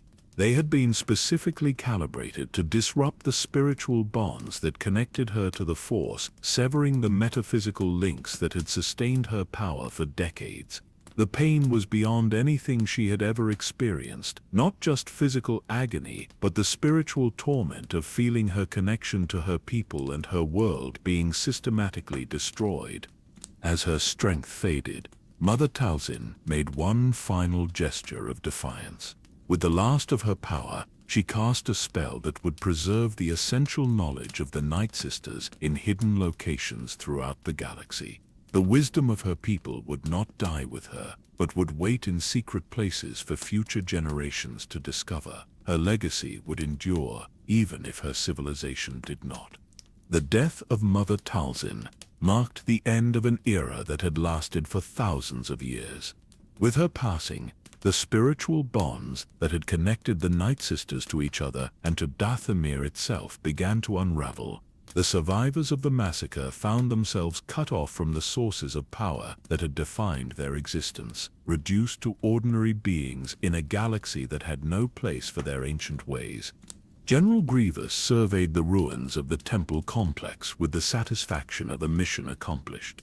The sacred chambers lay in ruins, their walls cracked and blackened by the fires of war. The pools of spirit ichor had been drained and contaminated, their luminous contents scattered across the broken stones like the blood of a dying god. The Nightsisters as a unified force had been eliminated, their threat to the emerging empire neutralized permanently. But even in death, Mother Talzin's influence continued to shape events across the galaxy. Her sons, Maul and Savage, would carry on her legacy in their own way, using the power she had given them to challenge the very forces that had destroyed their home. The network of agents and allies she had cultivated during the Clone Wars would continue to operate, guided by principles and objectives that she had instilled in them during their training. The massacre of the Nightsisters sent shockwaves through the hidden communities of Force-sensitive beings throughout the galaxy. The message was clear. The new order that was emerging from the ashes of the Republic would not tolerate any challenge to its authority. No matter how ancient or well-established, the age of diversity and independent power was ending, replaced by an era of uniformity and centralized control. In the depths of the ruined temple, where the echoes of ancient power still lingered in the broken stones, the spirits of the dead whispered their final warnings. They spoke of cycles that could not be broken, of the inevitable return of what had been lost, and of the price that would eventually be paid for the destruction of wisdom and compassion. Their voices carried on the wind, mixing with the mists of Dathomir to create a lament that would echo through the ages. Death, as Mother Talzin had always known, was merely another state of existence for those who truly understood the deeper mysteries of the Force. The lightsabers that had pierced her physical form could not destroy the essence of what she had become during her years of transformation and transcendence. As her body crumbled to dust in the ruins of the ancient temple, her consciousness slipped between the boundaries of life and death, entering a realm where the normal laws of existence held no dominion. Kaisina's voice drops to barely above a whisper as she describes the aftermath of the massacre. The spirits told us that Mother Talzin had not truly died, but had been transformed into something beyond mortal comprehension. She existed now in the spaces between worlds, in the shadows that connect all things, in the whispers that carry across the void between stars. Death had not claimed her, but had given her access to powers that the living could never fully understand. The realm into which Mother Talzin's consciousness had passed was not the peaceful afterlife that most beings imagined, but a dimension of pure spiritual energy where thoughts became reality and will shaped the fundamental structure of existence. Here, in the spaces between the physical and metaphysical worlds, she began the slow process of rebuilding herself from the fragments of power that had survived her apparent destruction. The process was both agonizing and transformative. Without a physical form to anchor her consciousness, she had to learn to exist as pure spirit, maintaining her identity through force of will alone. The temptation to simply dissolve into the cosmic forces that surrounded her was overwhelming, but her love for her surviving children and her burning desire for revenge against those who had destroyed her people provided the anchor she needed to maintain her cohesion. In this ethereal state, Mother Talzin discovered that her perception of time and space had fundamentally changed. Events that would take years to unfold in the physical realm could be experienced in moments, while a single thought could stretch across what felt like centuries. She could observe the galaxy from multiple perspectives simultaneously, seeing the consequences of actions before they were even contemplated by those who would perform them. The first priority in her ghostly existence was establishing contact with the few Nightsisters who had survived the massacre. These scattered daughters had been cut off from their traditional sources of power, but they retained enough knowledge and ability to serve as conduits for her disembodied consciousness. Through careful manipulation of their dreams and meditations, she began to rebuild the network that had been shattered by General Grievous's assault. The surviving sisters were initially terrified by the contact, believing that their mother's spirit had been corrupted by her violent death. But as she demonstrated the continuity of her personality and the depth of her unchanged love for them, they gradually accepted the reality of her transformation. These brave women became her eyes and hands in the physical world, carrying out missions that would have been impossible for a being bound by the limitations of flesh and bone. One of the most important of these surviving sisters was Kaisina herself, who had escaped the massacre by being off-world on a diplomatic mission. Her intimate knowledge of Nightsister traditions and her unshakable loyalty to Mother Talzin made her an ideal coordinator for the resistance network that was slowly taking shape. Through her, the scattered survivors began to receive instructions and resources that would allow them to continue their ancient work despite the destruction of their homeland. The intelligence network that Mother Talzin constructed during her exile was perhaps even more sophisticated than the one she had operated during the Clone Wars. Her new ethereal existence allowed her to observe events across the galaxy without being detected, while her ability to influence the thoughts and dreams of sensitive individuals gave her access to information that would have been impossible to obtain through conventional means. She watched with growing satisfaction as Emperor Palpatine's new order began to reveal its fundamental weaknesses. The Empire's reliance on fear and brutality to maintain control created deep resentments among the populations it sought to govern. The elimination of the Jedi had removed a stabilizing force that had helped to maintain peace for generations. Most importantly, the Emperor's paranoia and need for absolute control made him increasingly isolated from the realities of galactic governance. But Mother Talzin's primary focus during her exile was not on the Empire's weaknesses, but on the location and status of her surviving sons. Maul had escaped the massacre of Dathomir and was somewhere in the galaxy, but his exact whereabouts remained unknown. Savage Opress had also survived, but the destruction of their homeland had severed many of the bonds that had connected him to his enhanced abilities. Finding and reuniting with her children became the central obsession of her ghostly existence. The search for Maul led her consciousness across the galaxy, touching the minds of criminals and outcasts who might have encountered him in his wanderings. She discovered that her son had not been idle during his exile, but had been systematically building a network of allies and resources that would eventually become the Shadow Collective. His vision of organized crime as a tool for destabilizing the Empire aligned perfectly with her own goals for revenge against those who had destroyed their people. When she finally made contact with Maul, the reunion was both joyful and heartbreaking.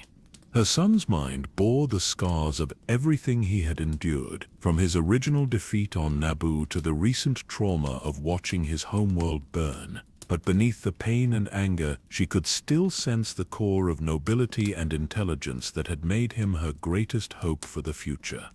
Mother, his voice echoed across the spiritual dimensions that connected them, carrying with it the weight of years of separation and loss. I felt you die. I felt the bonds that connected us to our people severed by those machines. How is it possible that you still exist? Her response revealed the true nature of her transformation and the opportunities that her new existence provided. Death is merely another tool for those who understand its proper use, my son. I have transcended the limitations of physical existence to become something that our enemies cannot touch or destroy. But I need your help to make them pay for what they have done. The alliance that developed between Mother Talzin's disembodied consciousness and Maul's growing criminal empire was unlike anything the galaxy had ever seen. She provided him with intelligence and strategic guidance that came from her ability to observe events across multiple star systems simultaneously. In return, he offered her the physical capabilities and resources necessary to translate her plans into action. The Shadow Collective that emerged from this partnership was not merely a criminal organization, but a carefully constructed instrument of revenge that targeted the specific individuals and institutions responsible for the destruction of Dathomir. Each operation was designed to weaken the Empire while simultaneously gathering resources and allies for the larger confrontation that Mother Talzin was planning. Her guidance transformed Maul from a talented but impulsive warrior into a strategic genius capable of orchestrating complex operations across multiple theaters simultaneously. Under her tutelage, he learned to think beyond immediate tactical concerns and consider the long-term consequences of his actions.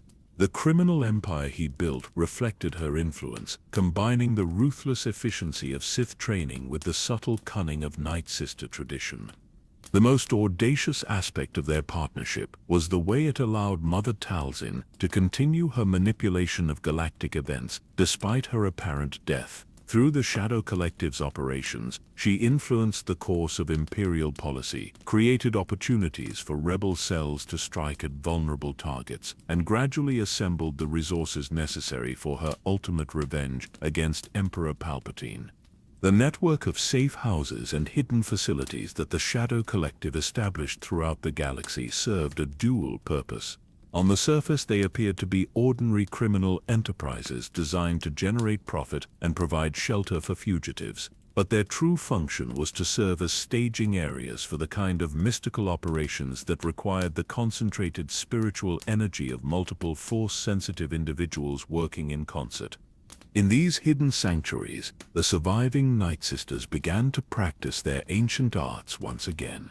Mother Talzin's ghostly presence provided them with access to knowledge and techniques that had been lost during the massacre, while her spiritual energy supplemented their own diminished abilities. Slowly, carefully, they began to rebuild the magical traditions that had sustained their people for millennia.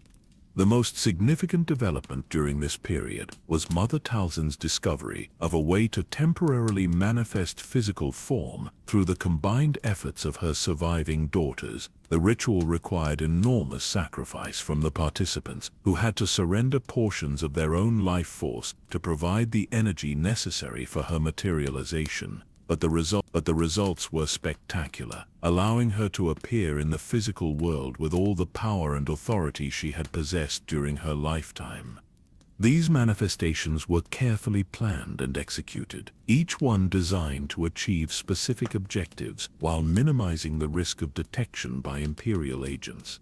She used her temporary physical form to conduct rituals that required direct manipulation of material objects, to provide training to new recruits who needed to see their teacher in person, and to gather intelligence that could only be obtained through direct observation. The psychological impact of these appearances on her followers was profound. The knowledge that their mother had transcended death itself provided them with a sense of purpose and determination that no amount of imperial persecution could destroy.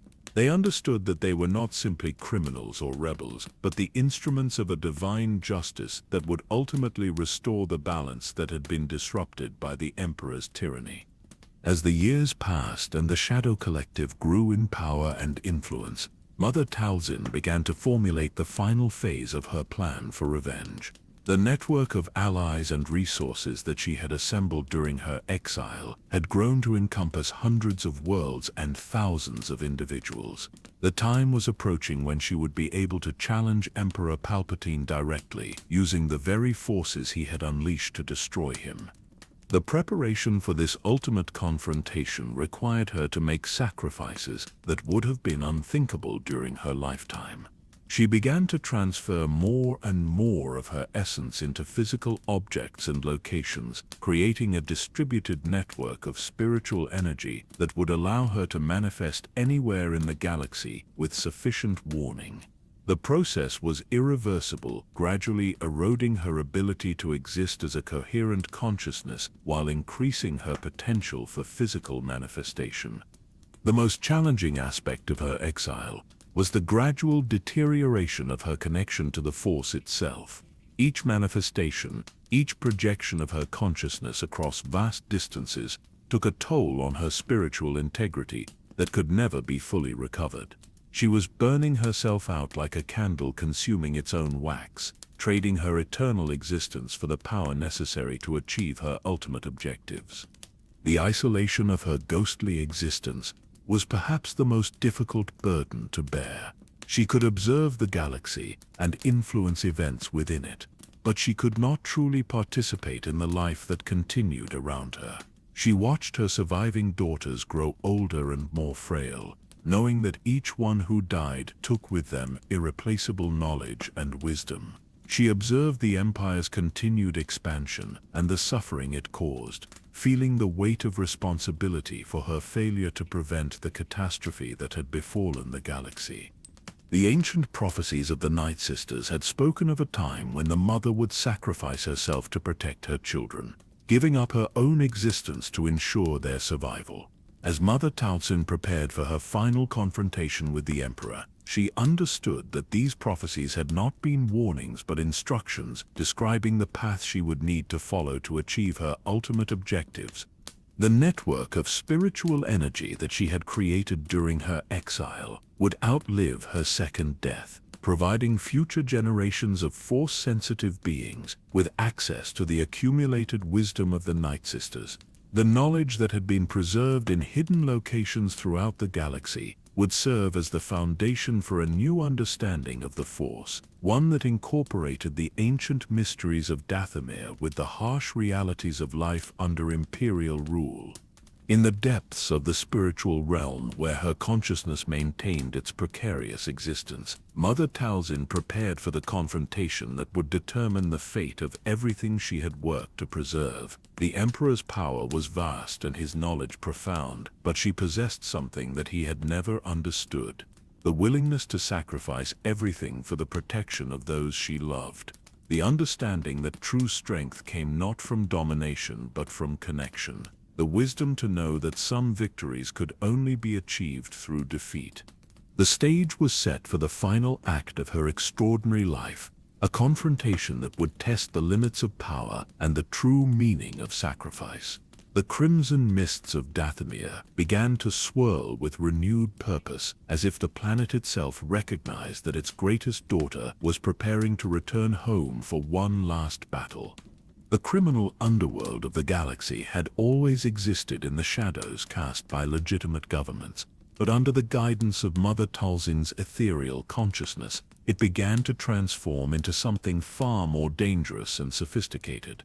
The Shadow Collective that her son Maul had assembled was not merely a confederation of thieves and smugglers, but a carefully orchestrated instrument of political destabilization that reached into every corner of galactic society.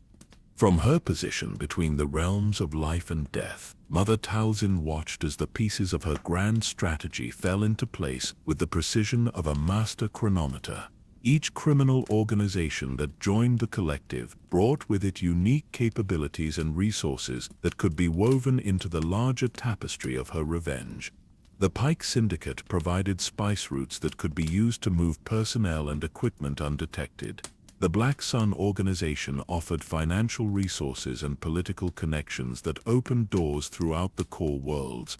Death Watch contributed military expertise and a burning desire for revenge against the Republic that had destroyed their traditional way of life. But it was the conquest of Mandalore that truly demonstrated the sophistication of Mother Talzin's long-term planning. The operation was presented to the galaxy as a criminal takeover motivated by greed and the desire for power, but its true purpose was far more complex. By establishing a legitimate government under Shadow Collective control, she had created a base of operations that enjoyed diplomatic immunity and legal protection under galactic law. The planning for the Mandalore operation had begun years earlier, when Mother Talzin first recognized the potential value of the warrior planet's unique position in galactic politics. Mandalore's history of independence and its reputation for military prowess made it an ideal symbol for resistance against imperial expansion. More importantly, its complex political situation provided numerous opportunities for the kind of manipulation that the Nightsisters had perfected over the centuries. The alliance with Deathwatch was particularly crucial to the operation's success. The Mandalorian warriors had been marginalized by their own government's pacifist policies, creating a pool of skilled fighters who were eager for any opportunity to restore their traditional way of life. Mother Talzin understood that their desire for revenge against the new Mandalorians could be channeled into support for her own agenda, provided the approach was sufficiently subtle. "Your people have been betrayed by leaders who forgot the strength that made Mandalore great," she whispered to Prefize during one of their clandestine meetings. "But that strength can be restored, and your warriors can once again take their rightful place as the protectors of your world. All that is required is the courage to seize the opportunity when it presents itself." The false flag operation that brought Deathwatch to power was a masterpiece of political theater, with Mother Talzin orchestrating every detail from her position in the spiritual realm. The staged attacks on Mandalorian cities created the crisis atmosphere necessary to justify Deathwatch's coup, while the Shadow Collective's apparent defeat provided the perfect cover for their continued influence behind the scenes. The moment when Maul revealed his true identity and eliminated Pre Vizsla was perhaps the most emotionally complex of Mother Talzin's entire plan. She had grown to respect the Mandalorian warrior during their collaboration, recognizing in him a nobility and dedication that reminded her of the best qualities of her own people. but the requirements of her larger strategy demanded his elimination, and she had taught her son to prioritize the greater good over personal sentiment. Leadership requires the willingness to make difficult choices, she had explained to Maul during his preparation for the operation. Victory often demands sacrifices that seem cruel to those who do not understand the full scope of what is at stake.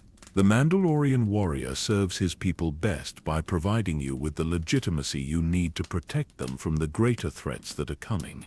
The establishment of Maul's rule over Mandalore provided Mother Talzin with something that had been impossible to achieve during her lifetime, a legitimate government that could serve as a staging ground for operations against the Empire. The planet's military resources and strategic location made it an ideal base for the kind of asymmetric warfare that would be necessary to challenge Palpatine's seemingly invincible forces.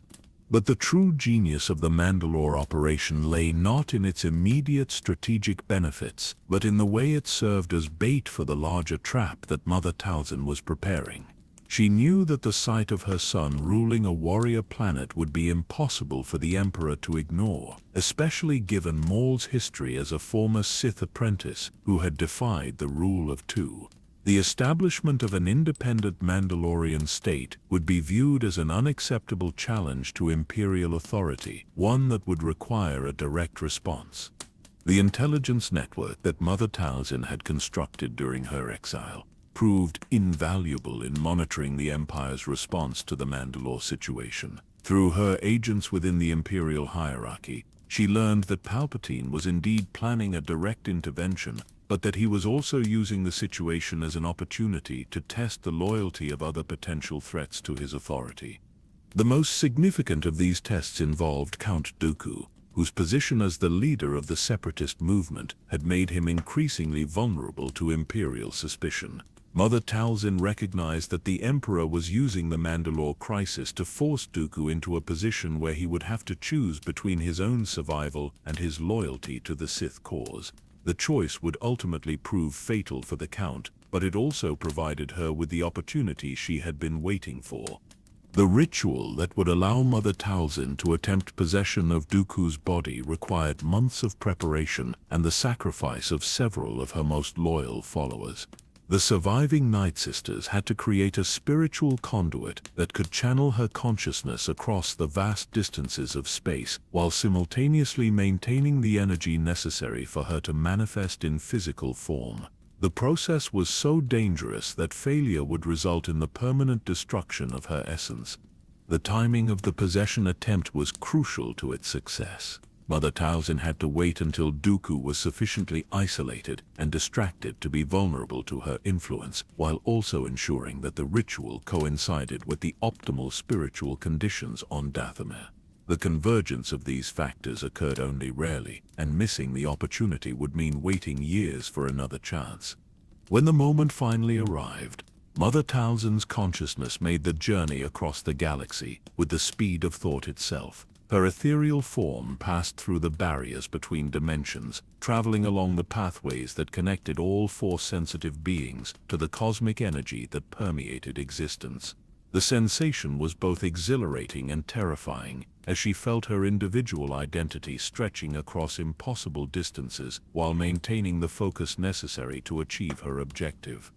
The possession of Count Dooku's body was initially successful, with Mother Talzin's consciousness overwhelming the Sith Lord's mental defenses through the sheer force of her will and the unexpected nature of her attack.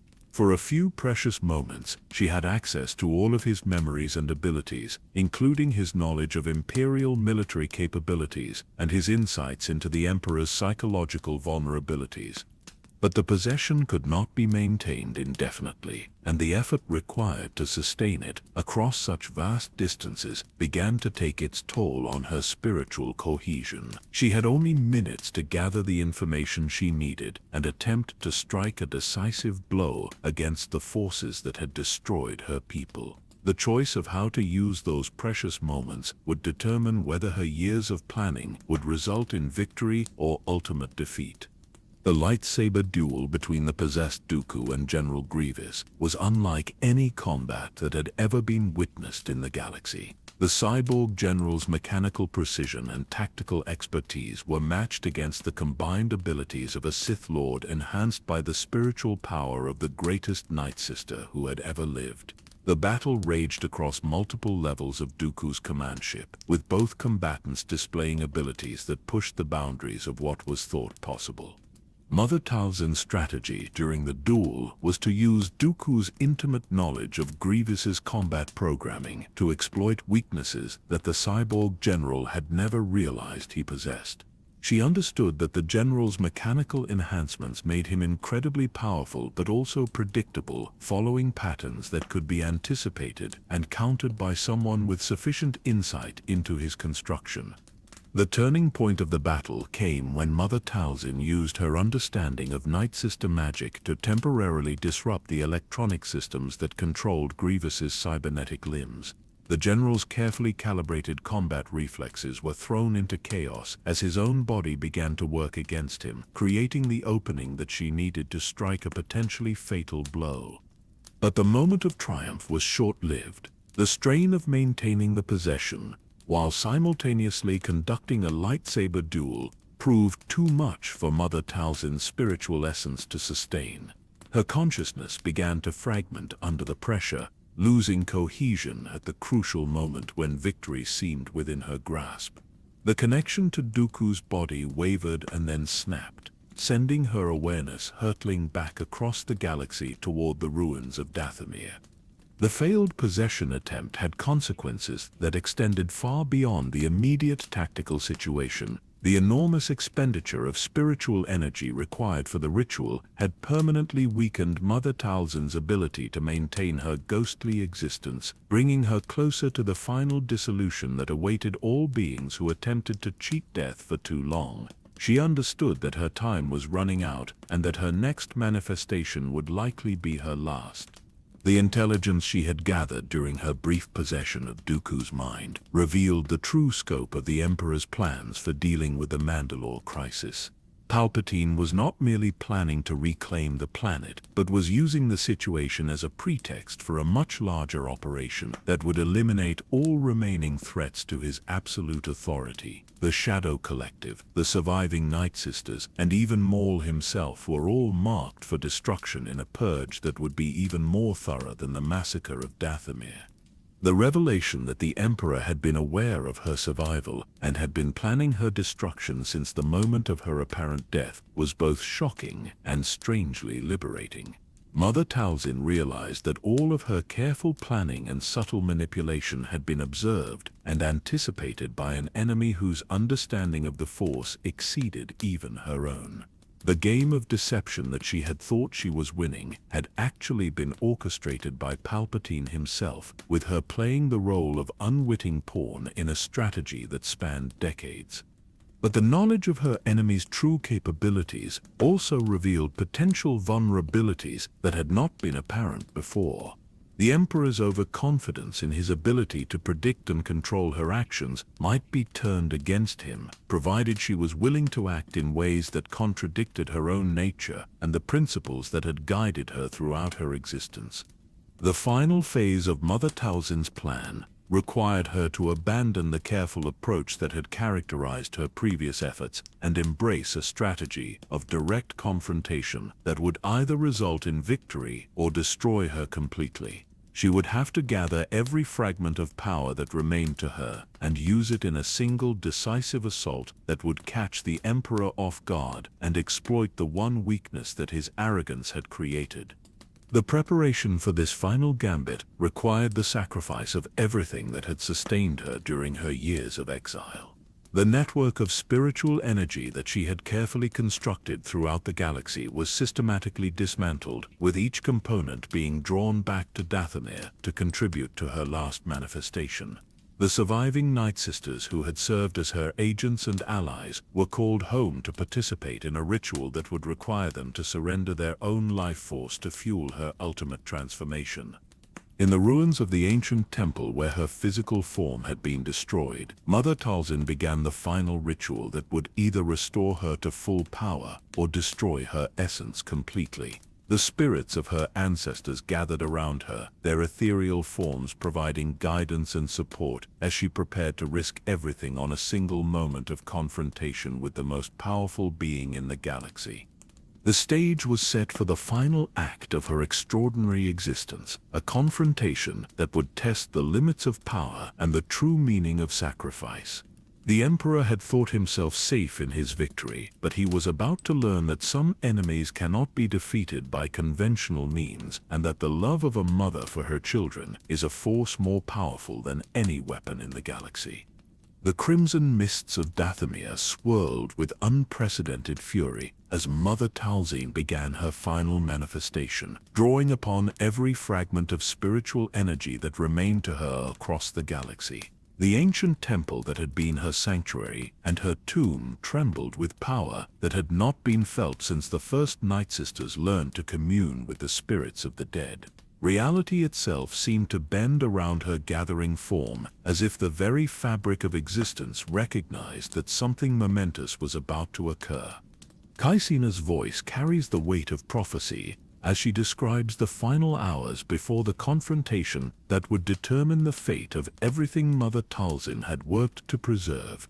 The spirits of our ancestors emerged from their resting places to witness what was to come. They knew, as we all did, that this would be the last time their daughter would walk among the living. The price of her final gambit would be absolute, but the alternative was the extinction of everything we had ever been.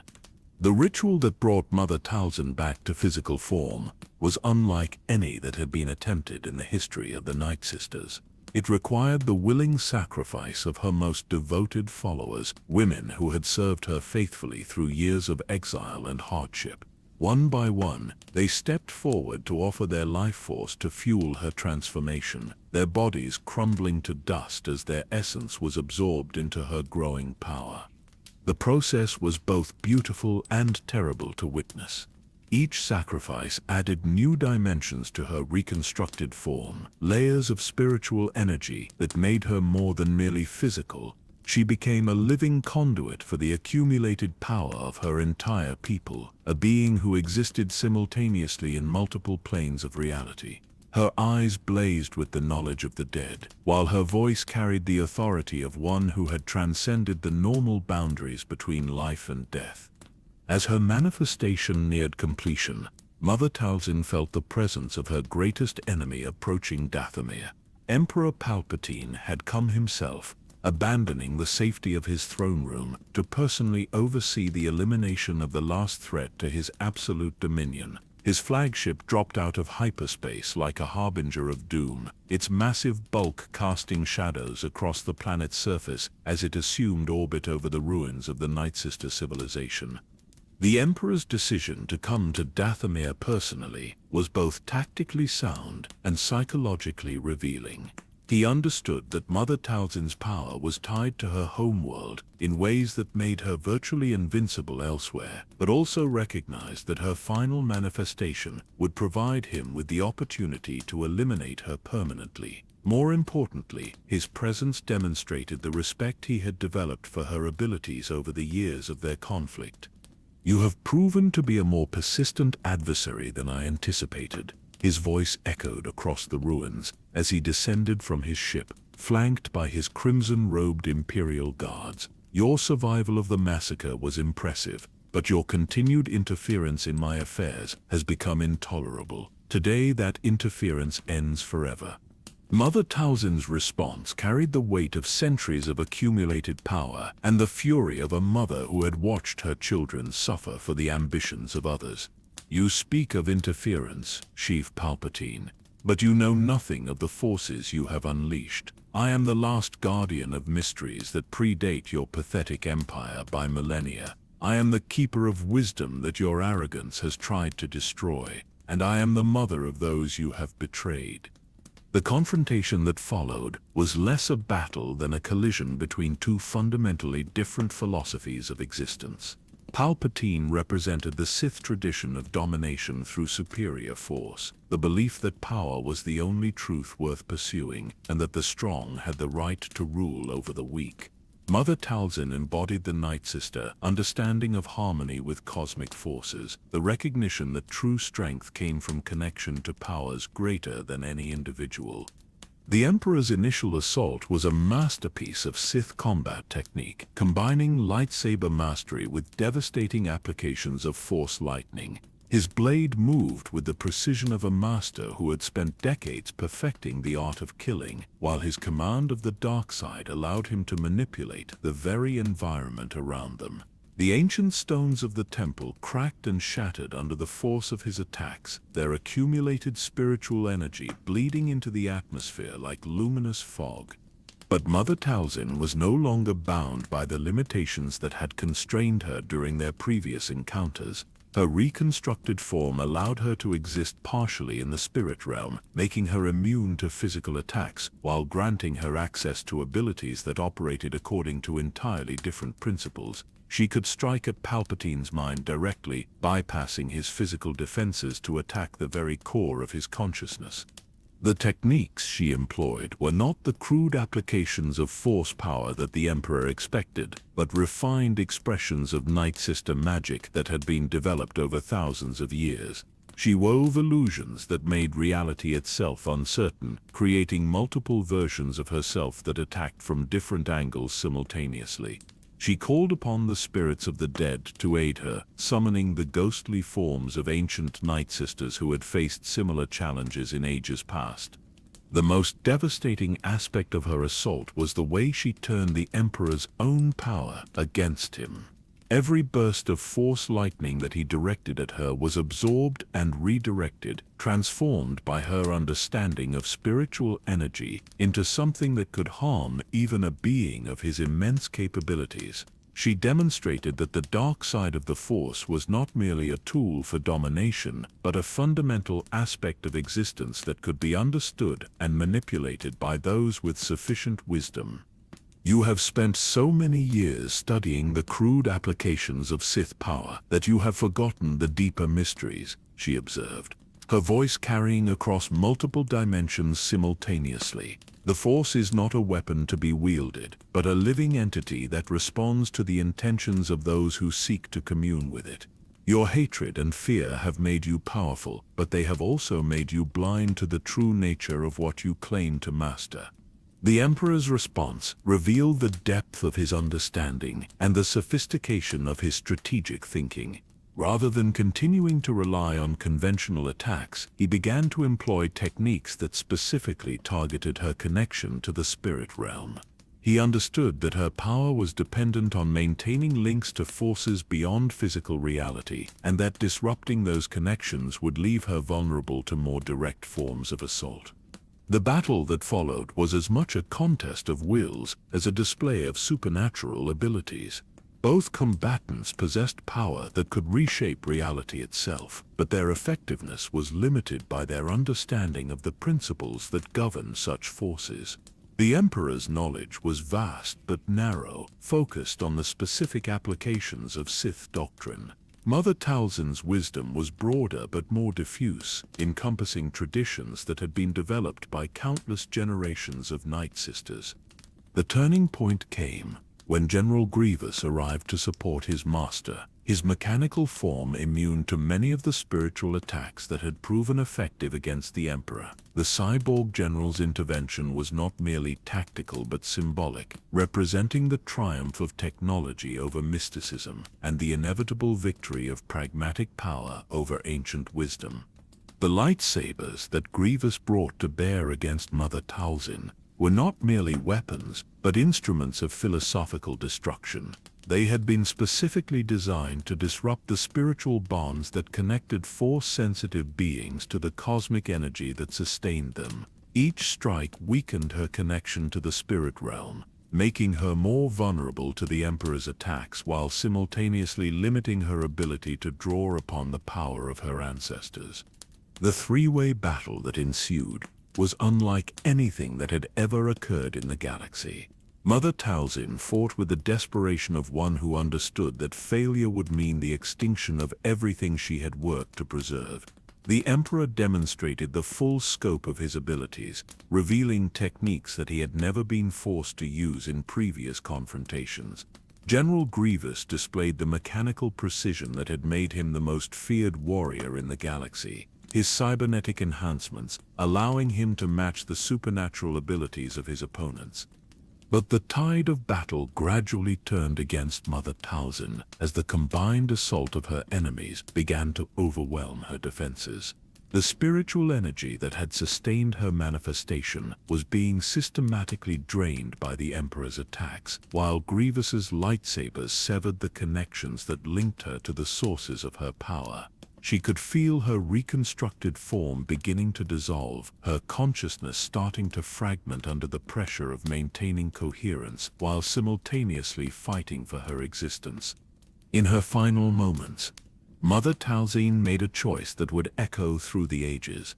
Rather than attempting to preserve her own existence, she chose to ensure that her knowledge and wisdom would survive to inspire future generations. With the last of her strength, she cast a spell that would preserve the essential teachings of the Nightsisters in hidden locations throughout the galaxy, while simultaneously planting the seeds of prophecy that would eventually lead to the Emperor's downfall. "You think you have won," she whispered, her voice growing fainter as her form began to fade. "But you understand nothing of the forces you have unleashed. The dark side is not your servant but your master, and it will consume you as it has consumed all those who sought to dominate it. My children will survive, and they will remember, the prophecies will be fulfilled, and the balance will be restored." The Emperor's final attack was a masterpiece of focused destruction, combining every technique he had learned during his decades of studying the dark side of the Force. The blast of energy that erupted from his fingertips was not merely lethal but annihilating, designed to destroy not just Mother Talzin's physical form, but her very essence. The ancient stones of the temple were vaporized by the force of the assault, their accumulated spiritual energy scattered to the winds like dust from a shattered star. As Mother Talzin's consciousness finally dissolved into the cosmic forces that had sustained her, she felt a moment of perfect peace. The burden of leadership that had weighed upon her for so many years was finally lifted, and she could sense the presence of her ancestors welcoming her into the realm of eternal rest.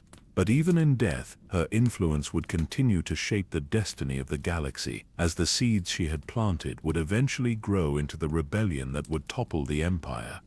The victory that the Emperor claimed on Dathomir was complete but hollow. He had eliminated the last organized threat to his authority, but in doing so he had also destroyed something precious and irreplaceable.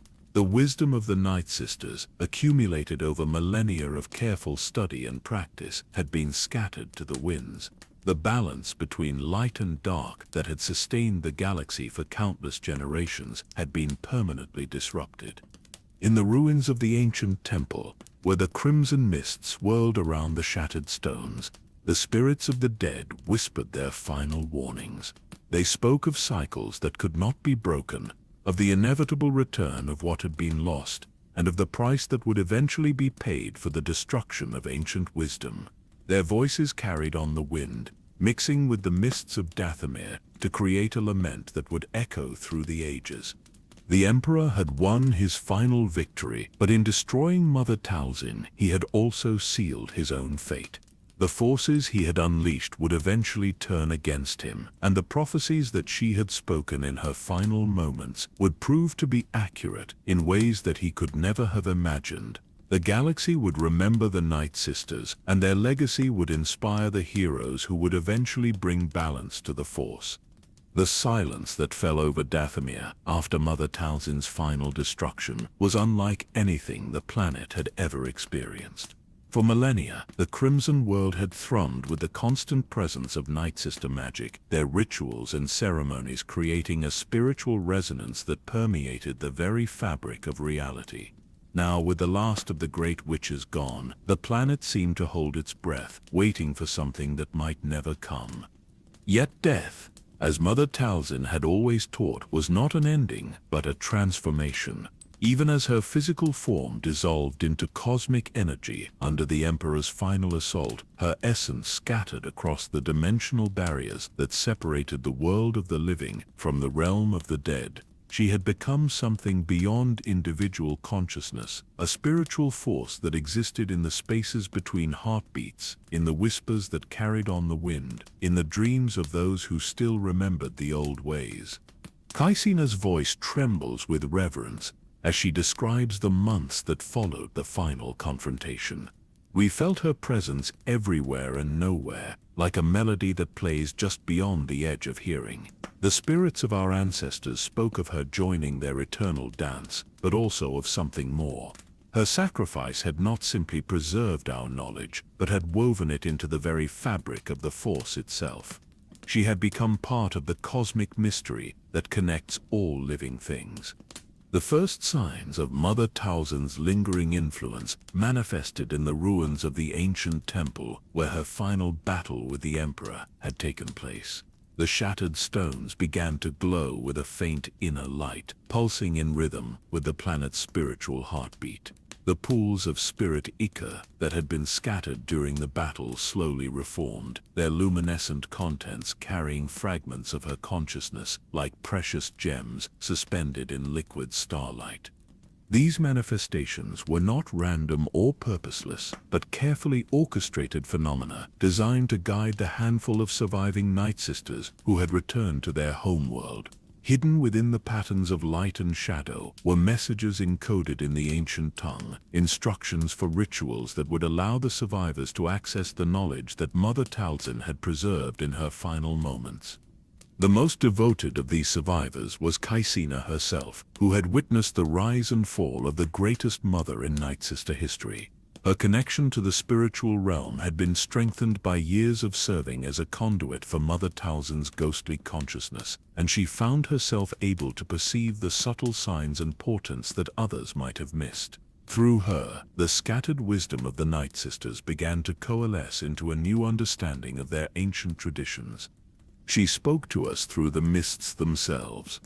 Caecina recalls her weathered hands tracing patterns in the air that mirror the movements of long-forgotten rituals.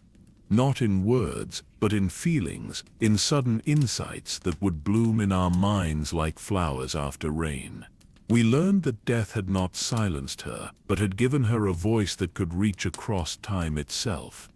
The network of hidden sanctuaries that Mother Talzin had established during her exile became focal points for this spiritual reconstruction. In caves beneath distant moons, in abandoned temples on forgotten worlds, in the secret chambers of criminal safe houses, the surviving Nightsisters gathered to practice their ancient arts under the guidance of their departed mother's lingering presence. These gatherings were unlike the formal ceremonies that had once characterized Nightsister society. Without the hierarchical structure that had defined their civilization for millennia, the survivors had to rediscover the essential principles of their magic through experimentation and intuition. They learned to listen to the whispers of the dead, to read the signs written in the movement of stars, to draw power from sources that had been considered taboo in the old days. The most significant development during this period was the emergence of a new generation of Force-sensitive individuals who seemed to possess an innate understanding of Nightsister techniques. These children, born on worlds scattered across the galaxy, displayed abilities that their parents could not explain. They could speak with spirits, manipulate shadows, and perceive the connections between all living things with a clarity that had been rare even among the original Nightsisters. Investigation revealed that these gifted children were the descendants of Nightsisters who had escaped the massacre, their bloodlines carrying genetic markers that made them naturally attuned to the spiritual energies that their ancestors had mastered. But their abilities were different from those of their forebears, adapted to survive in a galaxy where open displays of Force sensitivity could attract unwanted attention from Imperial authorities.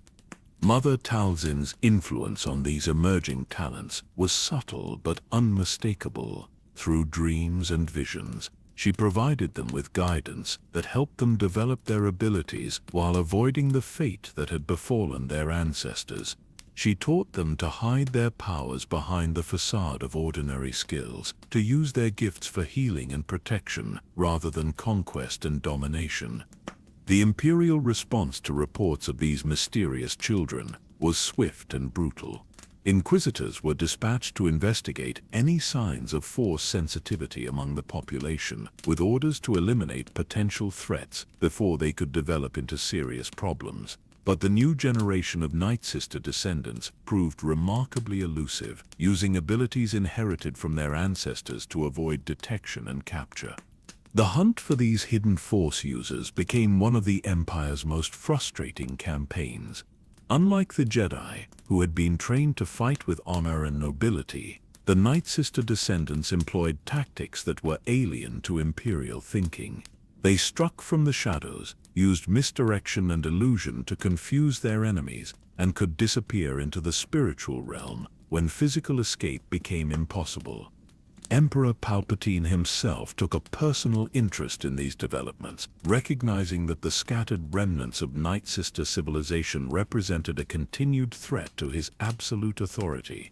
His agents scoured the galaxy for any trace of the ancient knowledge that Mother Talzin had preserved, but their efforts were consistently frustrated by the diffuse and hidden nature of the surviving traditions. The Emperor's paranoia about the Nightsister's legacy was justified by events that occurred throughout the early years of his reign. Imperial installations would suffer mysterious malfunctions that could not be attributed to sabotage or mechanical failure. Key personnel would experience nightmares that left them unable to perform their duties effectively. Entire star systems would report strange phenomena that disrupted communication and navigation systems. These incidents were not random acts of cosmic coincidence, but carefully orchestrated expressions of Mother Talzin's continuing influence on galactic events. Through her network of spiritual energy, she could affect the probability of certain outcomes, creating opportunities for resistance movements, while simultaneously undermining the Empire's ability to maintain control. The most dramatic example of this supernatural intervention occurred during the construction of the first Death Star, when a series of seemingly unrelated accidents delayed the project for months. Investigation revealed no evidence of sabotage, but the pattern of failures suggested an intelligence that understood the weapon's weaknesses better than its designers did. The delays gave the emerging Rebel Alliance crucial time to organize their resistance, while also providing them with intelligence about the space station's vulnerabilities. Mother Talzin's influence on the rebellion itself was equally subtle but profound. Key leaders would experience sudden insights about Imperial tactics, or would find themselves making decisions that proved remarkably prescient. The network of safe houses and supply lines that sustained the rebellion often relied on resources and contacts that could be traced back to the criminal organizations that had served the Shadow Collective. The connection between Mother Talzin's legacy and the rebellion's success became particularly apparent during the Battle of Endor, when the Emperor's overconfidence led him to underestimate the threat posed by the Rebel Alliance. The tactical mistakes that contributed to his defeat were consistent with the kind of subtle manipulation that the Nightsisters had perfected over centuries of political intrigue. But perhaps the most significant aspect of Mother Talzin's spiritual afterlife was her influence on the Skywalker family, whose destiny had become intertwined with the fate of the galaxy itself. Through Luke Skywalker's connection to the Force, she was able to provide guidance and support during his training, helping him to develop abilities that transcended the traditional limitations of Jedi doctrine. The techniques that Luke employed during his confrontation with the Emperor bore subtle similarities to Nightsister magic, particularly his ability to resist the dark side's corrupting influence through love and compassion, rather than detachment and control. His understanding of the Force as a living entity that connected all things reflected principles that Mother Talzin had taught her daughters for generations. The redemption of Anakin Skywalker, who had served as the Emperor's enforcer for decades, was perhaps the most profound expression of Mother Talzin's continuing influence. The moment when Darth Vader chose to save his son rather than preserve his own life echoed the maternal love that had motivated every aspect of her existence. In that instant, the cycle of violence and revenge that had defined galactic politics for generations was finally broken. The spiritual transformation that occurred throughout the galaxy following the Emperor's death was not merely the result of political liberation, but reflected a deeper change in the cosmic forces that governed existence itself. The balance between light and dark that had been disrupted by the Sith's rise to power was gradually restored, creating conditions that would allow new forms of Force sensitivity to emerge. Among the most significant of these developments was the rediscovery of ancient Nightsister techniques by Force-sensitive individuals who had no direct connection to Dathomir. These practitioners, scattered across hundreds of worlds, began to report similar visions and insights that led them to develop abilities that had been thought lost forever. Their work would eventually contribute to the reconstruction of the Jedi Order, but with a broader understanding of the Force that incorporated wisdom from many different traditions. The planet Dathomir itself underwent a remarkable transformation during this period of spiritual renewal. The crimson mists that had once carried the whispers of the dead began to pulse with new life, while the ruins of the ancient temple showed signs of supernatural reconstruction. Vines and flowers that had been extinct since the massacre began to grow again, their colors more vibrant than anything that had existed in the natural world. These changes were not merely cosmetic, but reflected a fundamental shift in the planet's spiritual ecology. The accumulated wisdom of countless generations of Nightsisters was being woven back into the fabric of reality, creating a living library of knowledge that would be accessible to future generations of Force-sensitive beings. The planet was becoming what Mother Talzin had always intended it to be, a sanctuary for those who sought to understand the deeper mysteries of existence. In the depths of the restored temple, where the spirit Ichor flowed once again through ancient channels, the voice of Mother Talzin could still be heard by those who knew how to listen. She spoke not of vengeance or conquest, but of hope and renewal, of the eternal cycle that connected all living things, and of the love that transcended death itself. Her message was simple but profound. The darkness that had threatened to consume the galaxy had been defeated, not by superior firepower or political maneuvering, but by the willingness of ordinary beings to sacrifice themselves for the greater good. The legacy of the Nightsisters would endure not in the form of magical techniques or ancient artifacts, but in the understanding that true power came from connection rather than domination. The spiritual aftermath of Mother Talzin's final sacrifice had transformed the galaxy in ways that would take generations to fully comprehend. The Force itself had been enriched by her contribution, gaining new dimensions of understanding that would guide future generations toward a more balanced and harmonious relationship with the cosmic energies that connected all existence. Her death had not been an ending, but a beginning, the start of a new chapter in the eternal story of light and darkness, love and fear, sacrifice and redemption. The decades that followed the fall of the Empire saw the galaxy struggle to rebuild itself from the ashes of tyranny, but those who understood the deeper currents of the Force recognized that the true reconstruction was happening on a spiritual level that transcended politics and military campaigns.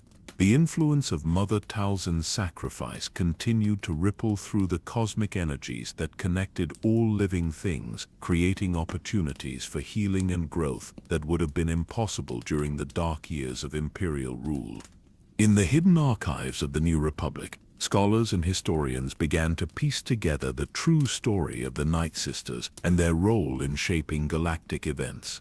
The official record spoke of primitive witches who had allied themselves with the Separatists during the Clone Wars, but the deeper truth revealed a civilization of profound wisdom that had been systematically destroyed by those who feared their knowledge and power. Kitsina, now the keeper of the last authentic Nightsister traditions, became an invaluable resource for these researchers. Her first-hand accounts of Mother Talzin's life and teachings provided insights that could not be found in any Imperial database or Jedi archive. Through her, the galaxy began to understand the true cost of the Empire's rise to power and the price that had been paid for the illusion of order and stability. The young ones asked me about the old days, Kaisina observes, her eyes reflecting the weight of decades spent preserving forbidden knowledge. They want to know about the magic, the rituals, the power that could bend reality itself. But they do not understand that these were merely tools, expressions of a deeper wisdom that saw the connections between all things. Mother Talzin's greatest gift was not her ability to command the dead, but her understanding of the living. The rediscovery of Nightsister techniques by Force-sensitive individuals throughout the galaxy led to a renaissance of mystical study that surpassed anything that had occurred during the height of the Old Republic. Jedi Masters who had survived the Purge found themselves learning from traditions that predated their own order by millennia, while young Force users developed abilities that combined ancient wisdom with contemporary understanding. Luke Skywalker himself became fascinated by the Nightsister legacy, recognizing in their approach to the Force something that had been missing from traditional Jedi training. His visits to Dathomir, where he studied the ruins of the ancient temple and communed with the spirits that still lingered there, provided him with insights that would shape his approach to rebuilding the Jedi Order. The Nightsisters understood something that we had forgotten. He confided to his sister during one of their conversations about the future of Force training. They knew that the Force is not just an energy field to be manipulated, but a living entity that responds to our deepest emotions and connections. Their magic was not about power over others, but about harmony with the cosmic forces that bind the galaxy together. The influence of Mother Talzin's teachings became particularly apparent in the way that the new generation of Jedi approached their training. Rather than emphasizing detachment and emotional control, they learned to embrace their connections to family, friends, and the broader community. The fear of the dark side that had paralyzed the old Jedi Order was replaced by an understanding that light and darkness were part of the same cosmic cycle. This philosophical shift had profound implications for the way that Force-sensitive individuals were integrated into galactic society. Instead of being isolated in remote temples, they were encouraged to maintain their connections to the worlds they came from, serving as bridges between the mystical and mundane aspects of existence. The Nightsister tradition of viewing the Force as a communal resource rather than an individual power became a cornerstone of the new approach to Force training. The criminal organizations that had served the Shadow Collective during Mother Talzin's exile also underwent significant transformations during this period. Many of their members, having been exposed to Nightsister philosophy through their association with Maul's empire, began to question the purely materialistic motivations that had driven their previous activities. Some established legitimate businesses, while others became protectors of the communities they had once exploited. The most significant of these transformations occurred within the Mandalorian clans, whose warrior culture had been profoundly influenced by their encounters with Mother Talzin's agents. The experience of seeing their homeworld used as a battleground in a larger cosmic conflict had forced them to reconsider their traditional emphasis on combat and conquest. Many began to embrace a more spiritual approach to warfare, viewing themselves as protectors of the innocent rather than mere soldiers of fortune. The influence of Nightsister philosophy on Mandalorian culture became particularly evident in their approach to child rearing and education.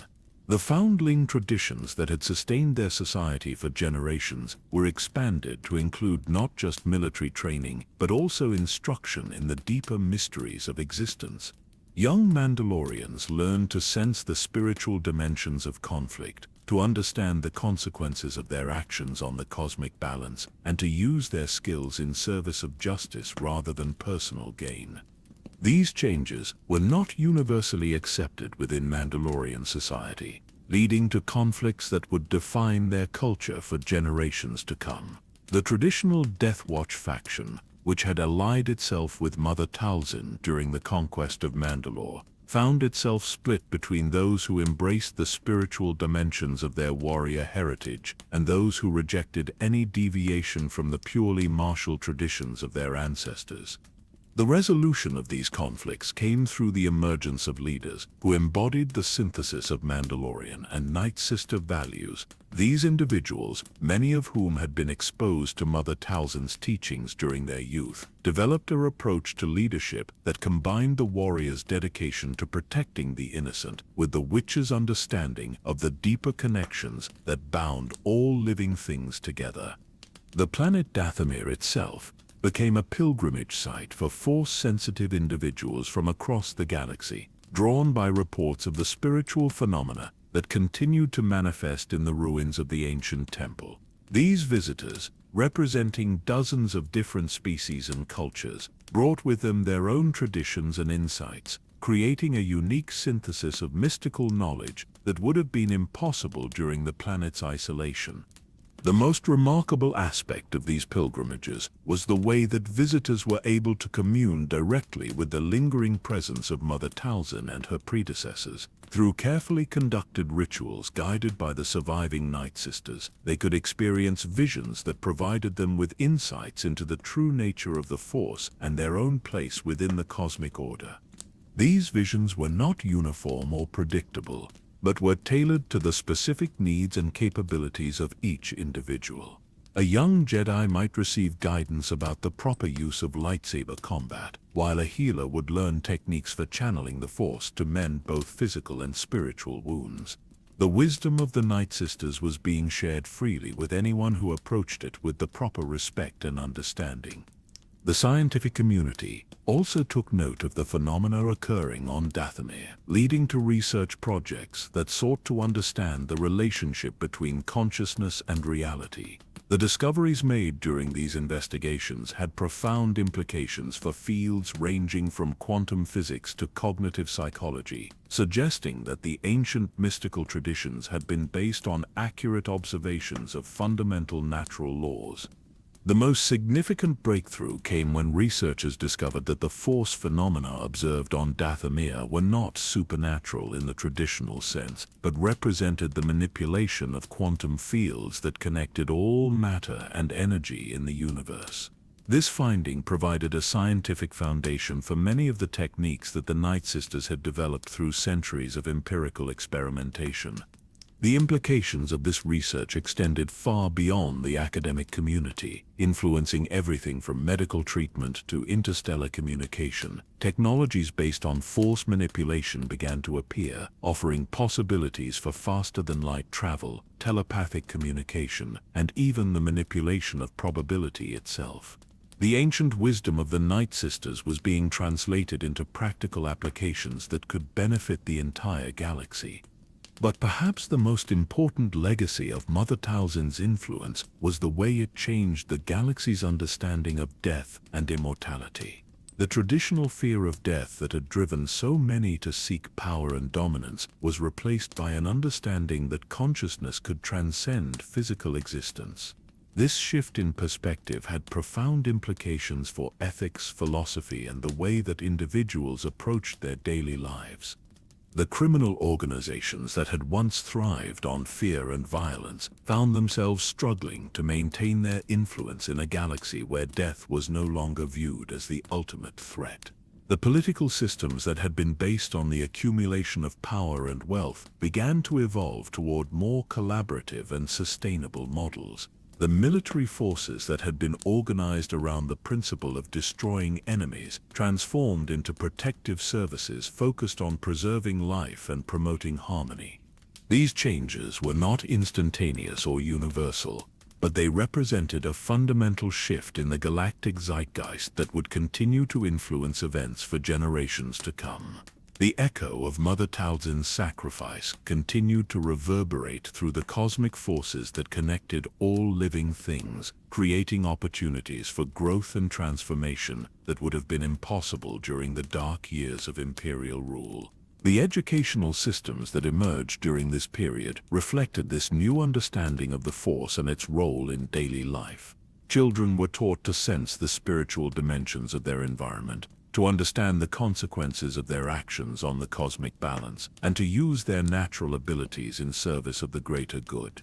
The rigid hierarchies that had characterized the Old Republic gave way to more flexible and collaborative approaches to governance and social organization. The art and literature of this period also reflected the influence of Nightsister philosophy, with works that explored themes of connection, sacrifice, and the transcendence of individual limitations. The stories told around campfires and in the entertainment centers of civilized worlds often featured characters who achieved victory through understanding rather than force, who found strength in their connections to others rather than in their personal power. The religious movements that emerged during this period were similarly influenced by the Nightsister understanding of the Force as a living entity that connected all things. Rather than worshipping distant gods or abstract principles, these new spiritual traditions focused on the cultivation of direct personal relationships with the cosmic forces that governed existence. The emphasis was on practical mysticism rather than theoretical theology. The exploration of the galaxy's outer regions, which had been driven primarily by economic and political considerations during the imperial period, was transformed by the new understanding of the Force into a spiritual quest for knowledge and connection. Expedition leaders included Force-sensitive individuals who could sense the spiritual dimensions of the worlds they visited, leading to discoveries that would have been impossible using conventional scientific methods. The most significant of these discoveries was the identification of other worlds where Force-sensitive civilizations had once thrived, many of which had been destroyed by the same forces that had threatened Dathomir. The survivors of these civilizations, some of whom had been in hiding for centuries, began to emerge and share their own traditions and insights with the broader galactic community. The synthesis of these diverse mystical traditions created a new understanding of the Force that was richer and more nuanced than anything that had existed during the height of the Old Republic. The rigid dogmas of both the Jedi and Sith orders were replaced by a more flexible approach that recognized the validity of different paths to understanding and mastery. This new understanding of the Force had profound implications for the way that galactic society approached challenges and opportunities. Instead of seeking to dominate or control the cosmic forces that governed existence, the new generation of Force users learned to work in harmony with them, creating possibilities for growth and transformation that had been unimaginable during the dark years of Imperial rule. The echo of Mother Talzin's sacrifice continued to inspire individuals throughout the galaxy, reminding them that true power came not from domination, but from connection, not from conquest, but from understanding, not from fear, but from love. Her legacy lived on in every act of compassion, every moment of sacrifice, every choice to protect the innocent rather than serve the powerful. In the twilight hours when the galaxy pauses between day and night, when the veil between the physical and spiritual realms grows thin, the true significance of Mother Talzin's story begins to emerge from the shadows of history.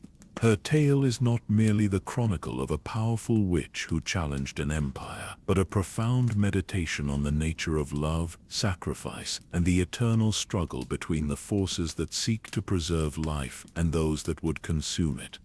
The tragedy of motherhood runs like a crimson thread through every aspect of her existence, binding together the seemingly disparate elements of her story into a tapestry of loss and redemption that speaks to the deepest truths of conscious existence. From the moment she first held her newborn children in her arms, Mother Talzin understood that love was both the greatest source of strength and the most profound vulnerability that any being could experience.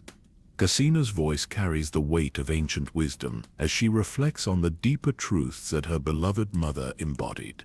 She taught us that the Force itself is feminine in nature, not because it favors women over men, but because it nurtures and protects all living things as a mother protects her children. Her power came not from domination or control, but from her willingness to sacrifice everything for the sake of those she loved. The maternal love that defined Mother Talzin's existence was not the gentle, nurturing emotion that poets often celebrate, but a fierce and terrible force that could reshape reality itself. She understood that true protection sometimes required actions that appeared cruel or destructive to those who did not comprehend the larger pattern of existence. Her willingness to transform her sons into weapons was not an act of ambition but of desperate love for children who faced enemies that conventional means could not defeat. The enhancement of savage oppress and the restoration of Maul represented her attempt to give her children the tools they would need to survive in a galaxy that had become increasingly hostile to their kind.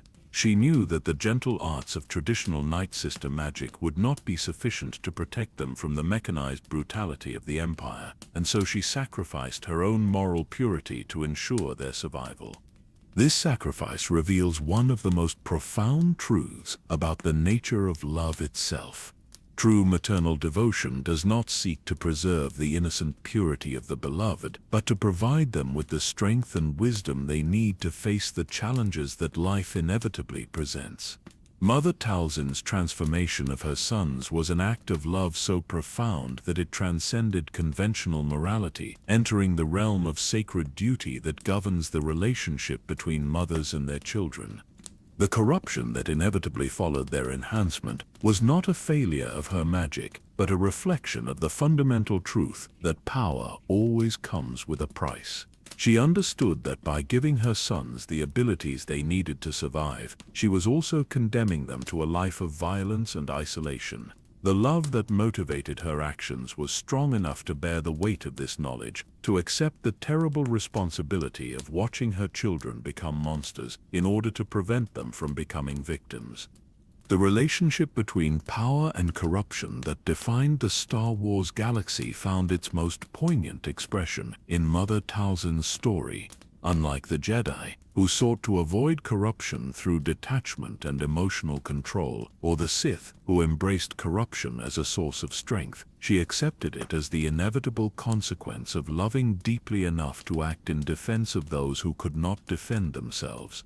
Her alliance with Emperor Palpatine represents one of the most complex moral choices in the entire saga, a decision that required her to compromise her principles in service of a greater good that might never be achieved. She understood that the Sith Lord was using her, just as she was using him, but she also recognized that their partnership provided her with the only realistic opportunity to protect her people from the forces that threatened their existence. The moral ambiguity of this alliance reflects the deeper truth that good and evil are not absolute categories, but contextual judgments that depend on the perspective of the observer and the consequences of the actions being evaluated. Mother Talzin's cooperation with the Empire was simultaneously an act of betrayal against the values she had sworn to uphold and an expression of the highest form of love for the people she was responsible for protecting. The gender dynamics that permeate her story reveal profound truths about the nature of power and its relationship to nurturing and protection. The galaxy that Mother Talzin inhabited was dominated by masculine approaches to conflict resolution, with both the Republic and the Empire relying on military force and technological superiority to achieve their objectives. The Nightsister tradition represented an alternative approach that emphasized connection, intuition, and the cultivation of relationships as sources of strength.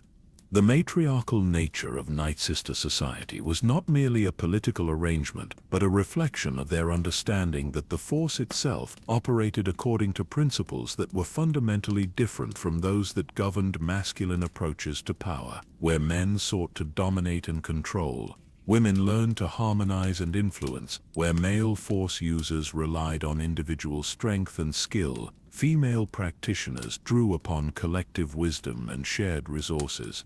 Mother Talzin's ability to challenge the most powerful beings in the galaxy stemmed not from her personal abilities, but from her connection to a tradition that had been refined over thousands of years by countless generations of women who understood that true power came from community rather than isolation.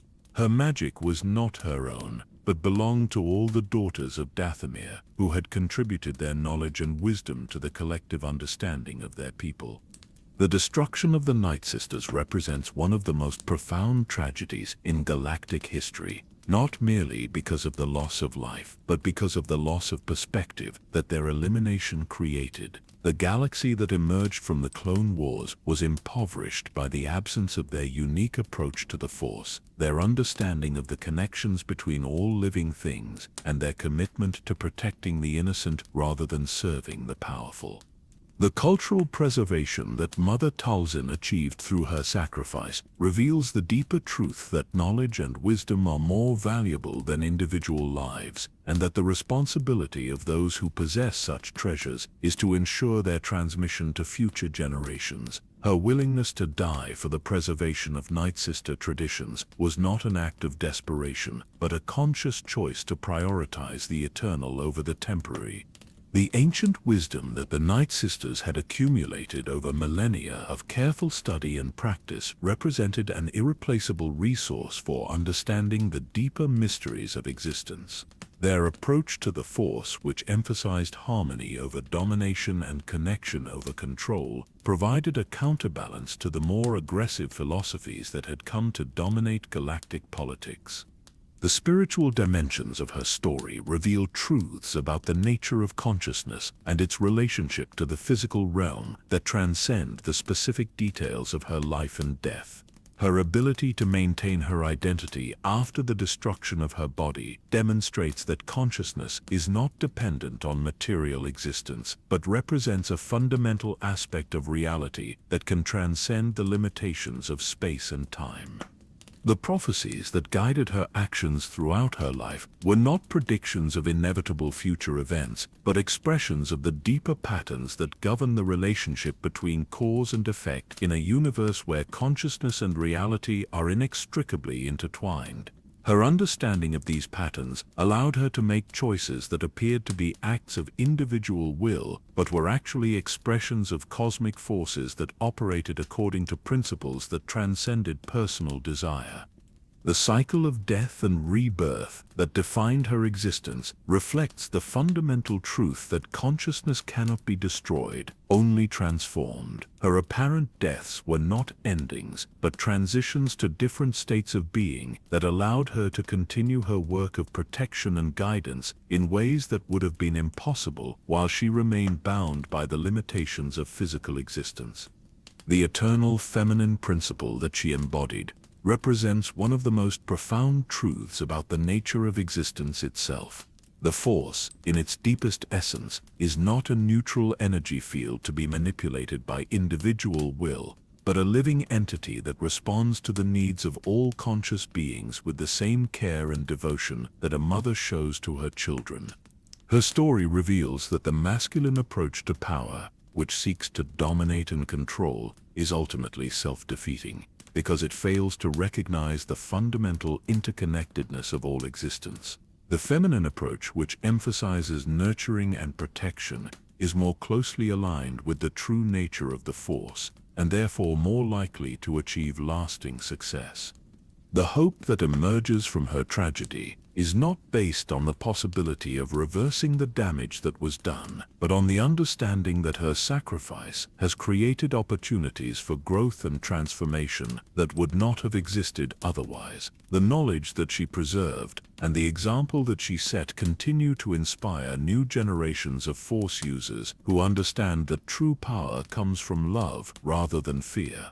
The darkness that she faced was not merely the personal evil of individuals like Emperor Palpatine, but the systemic corruption that results when societies lose sight of the values that make existence meaningful. Her resistance to this darkness was not based on the hope of victory, but on the recognition that some principles are worth defending regardless of the personal cost.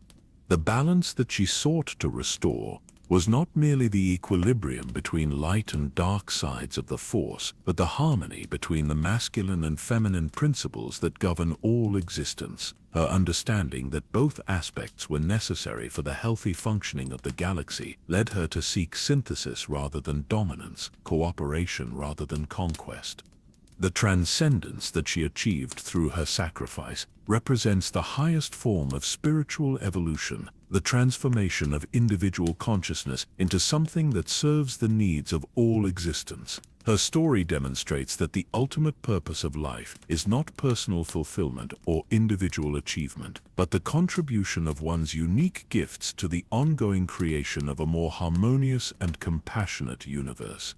The legacy that she left behind is not merely the preservation of ancient knowledge or the inspiration of future generations, but the demonstration that love is the most powerful force in the universe, capable of transforming even the darkest tragedies into opportunities for growth and redemption. Her story continues to echo through the ages, reminding all who hear it that the greatest victories are often achieved through the willingness to sacrifice everything for the sake of those we love. In the end, Mother Talzin's story is not just about a witch who challenged an empire, but about the eternal struggle between the forces that seek to preserve and protect life and those that would consume and destroy it. Her choice to stand against the darkness, knowing that it would cost her everything, represents the highest expression of the maternal love that governs the universe itself.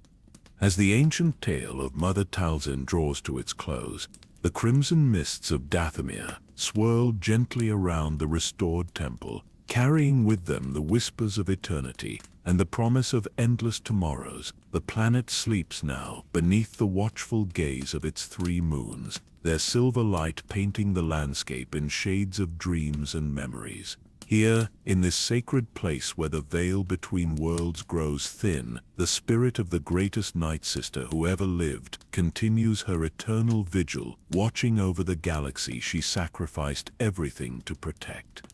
The story you have heard tonight is more than mere history, more than the chronicle of events that shaped the destiny of worlds. It is a meditation on the nature of love itself, on the price of wisdom, and on the eternal dance between light and darkness that gives meaning to all existence. In the rise and fall of Mother Talzin, we see reflected the hopes and fears of every conscious being who has ever faced the choice between personal safety and the protection of those they love. Her journey began in the sacred groves of Dathomir, where a young woman learned to speak with the spirits of the dead and discovered that power was not something to be grasped, but something to be shared. It carried her through the corridors of galactic politics, where she matched wits with the most cunning minds of her age, while never forgetting the principles that had shaped her understanding of the Force. And it ended in the ruins of her ancestral home, where she chose to sacrifice everything rather than allow the darkness to extinguish the light of wisdom that had burned for millennia. The path she walked was not an easy one, marked as it was by betrayal and loss, by the terrible necessity of making choices that would have broken lesser spirits. She watched her daughters die in the massacre that destroyed her civilization, felt the weight of exile pressing down upon her ghostly existence, and faced the ultimate test of her love when she was forced to transform her own sons into weapons of war. Yet through it all, she never lost sight of the greater purpose that guided her actions, the understanding that some things are worth preserving regardless of the personal cost. The galaxy that emerged from the ashes of her sacrifice was profoundly different from the one that had existed before. The rigid hierarchies that had defined galactic civilization for thousands of years gave way to more fluid and collaborative approaches to governance and social organization. The fear of death that had driven so many to seek power and dominance was replaced by an understanding that consciousness could transcend physical existence, that love was stronger than any weapon, and that wisdom was more valuable than any material treasure. In the rebuilt temples of the Jedi Order, young Force users learned to embrace their emotions rather than suppress them, to seek connection rather than detachment, to find strength in their bonds with others rather than in their individual abilities. The techniques they mastered bore the subtle influence of Nightsister wisdom, adapted for a new age but still recognizable to those who understood the deeper principles that governed the manipulation of cosmic forces. The criminal organizations that had once thrived on fear and violence found themselves transformed by the same principles that had guided Mother Talzin's approach to power.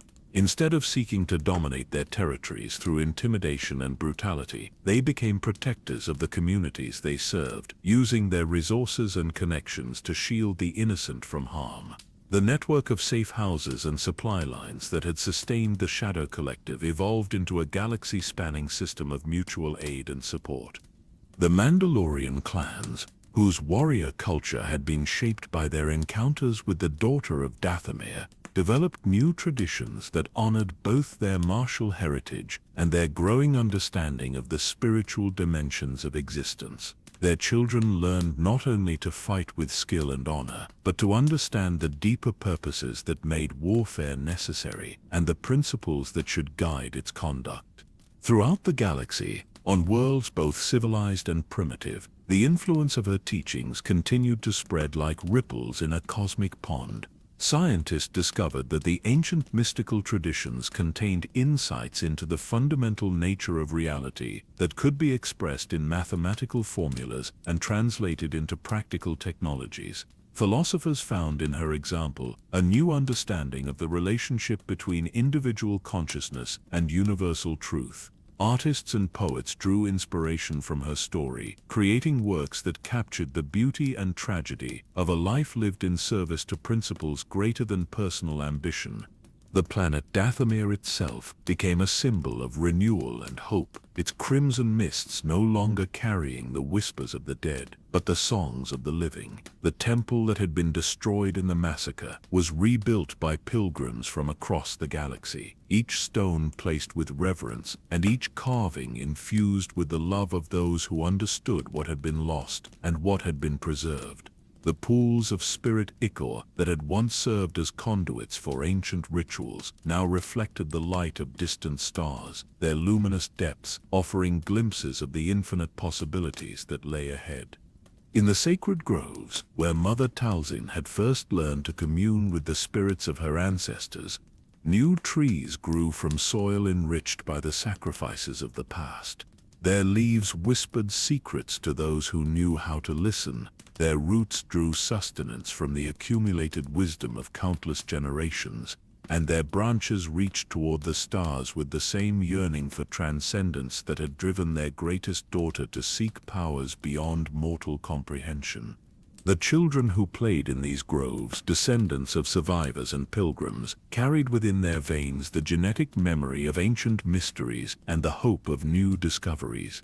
They learned to sense the spiritual dimensions of their environment as naturally as they learned to breathe, to understand the connections between all living things as easily as they learned to walk, and to use their gifts in service of the greater good as instinctively as they learned to speak.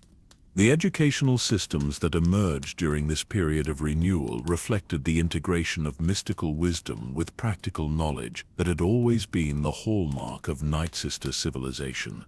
Students learned to read the movement of stars and the behavior of quantum particles with equal facility, to understand the principles that governed both lightsaber combat and diplomatic negotiation, to appreciate the beauty of ancient poetry and the elegance of mathematical proofs.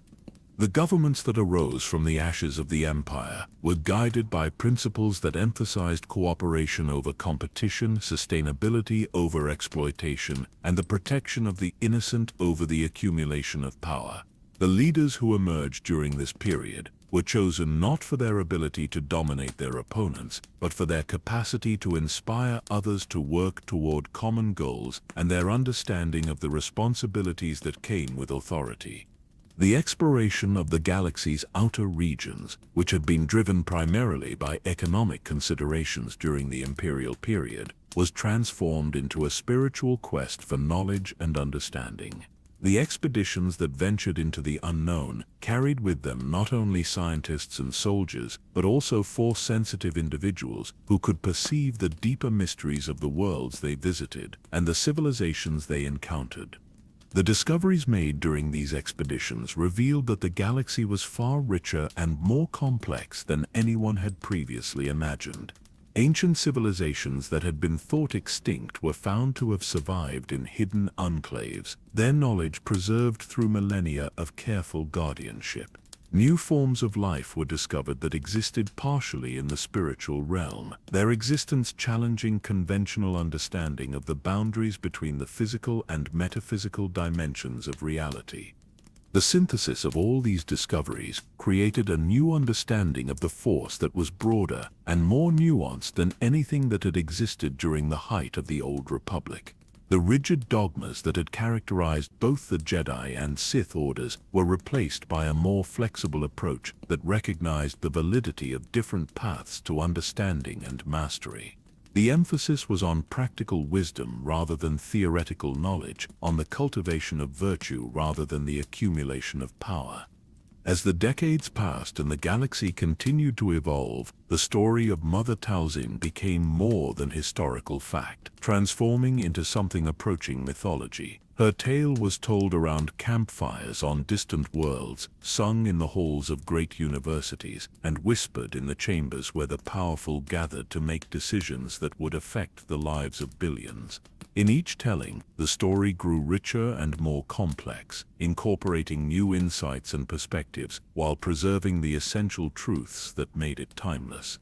The children who heard these stories learned to see in Mother Talzin not just a historical figure, but a symbol of the eternal struggle between the forces that seek to preserve and protect life and those that would consume and destroy it. They understood that her choice to stand against the darkness was not unique to her time and place, but represented a decision that every conscious being must make when faced with the temptation to choose personal safety over moral responsibility. The galaxy that emerged from the shadow of her sacrifice was not perfect, for perfection was not the goal toward which she had worked. It was, instead, a place where the innocent could sleep safely, where the weak could find protection, where the wise could share their knowledge freely, and where the young could grow into their full potential without fear of persecution or oppression. It was a galaxy where the crimson mists of Dathomir carried messages of hope rather than warnings of doom, where the spirits of the dead whispered blessings rather than curses, and where the Force itself seemed to pulse with the rhythm of maternal love. In the quiet moments before dawn, when the galaxy pauses between the darkness of night and the promise of day, the presence of Mother Talzin can still be felt by those who know how to listen. She speaks not in words, but in the gentle stirring of the Force, in the sudden insight that comes to those who face difficult choices, in the strength that flows to those who stand in defense of the innocent. Her voice echoes in the laughter of children, in the wisdom of the aged, in the courage of those who choose to act with compassion rather than cruelty. The story of Mother Talzin is the story of every mother who has ever sacrificed for her children, every teacher who has preserved wisdom for future generations, every leader who has chosen the difficult path of service over the easy road of self-interest. It is the story of love conquering fear, of wisdom transcending ignorance, of hope surviving despair. It is the story of what it means to be truly human in a universe that often seems indifferent to the struggles of individual beings. As you drift now towards sleep, carried by the gentle currents of dreams and memories, remember that you are part of this continuing story. The choices you make, the love you show, the wisdom you preserve, and the compassion you demonstrate all contribute to the ongoing creation of a more harmonious and beautiful universe. The spirit of Mother Talzin lives on in every act of selfless love, in every moment of sacrifice for the greater good, in every choice to stand against the darkness rather than surrender to it. The crimson mists of Dathomir swirl gently around your consciousness now, carrying with them the whispers of eternity and the promise of peaceful rest. The three moons of the ancient world cast their silver light across the landscape of your dreams, illuminating paths that lead to understanding and wisdom. The spirit of the greatest Nightsister who ever lived watches over your slumber, her love extending across the boundaries of space and time to touch your heart with the same maternal tenderness that defined her existence. Sleep now, fellow traveler, and know that you are part of a story that stretches from the dawn of consciousness to the end of time itself. Rest peacefully in the knowledge that love is stronger than death, that wisdom endures beyond the collapse of civilizations, and that the Force itself is nothing more or less than the eternal dance of connection that binds all living things together in an endless symphony of existence. Sweet dreams, and may the Force be with you always.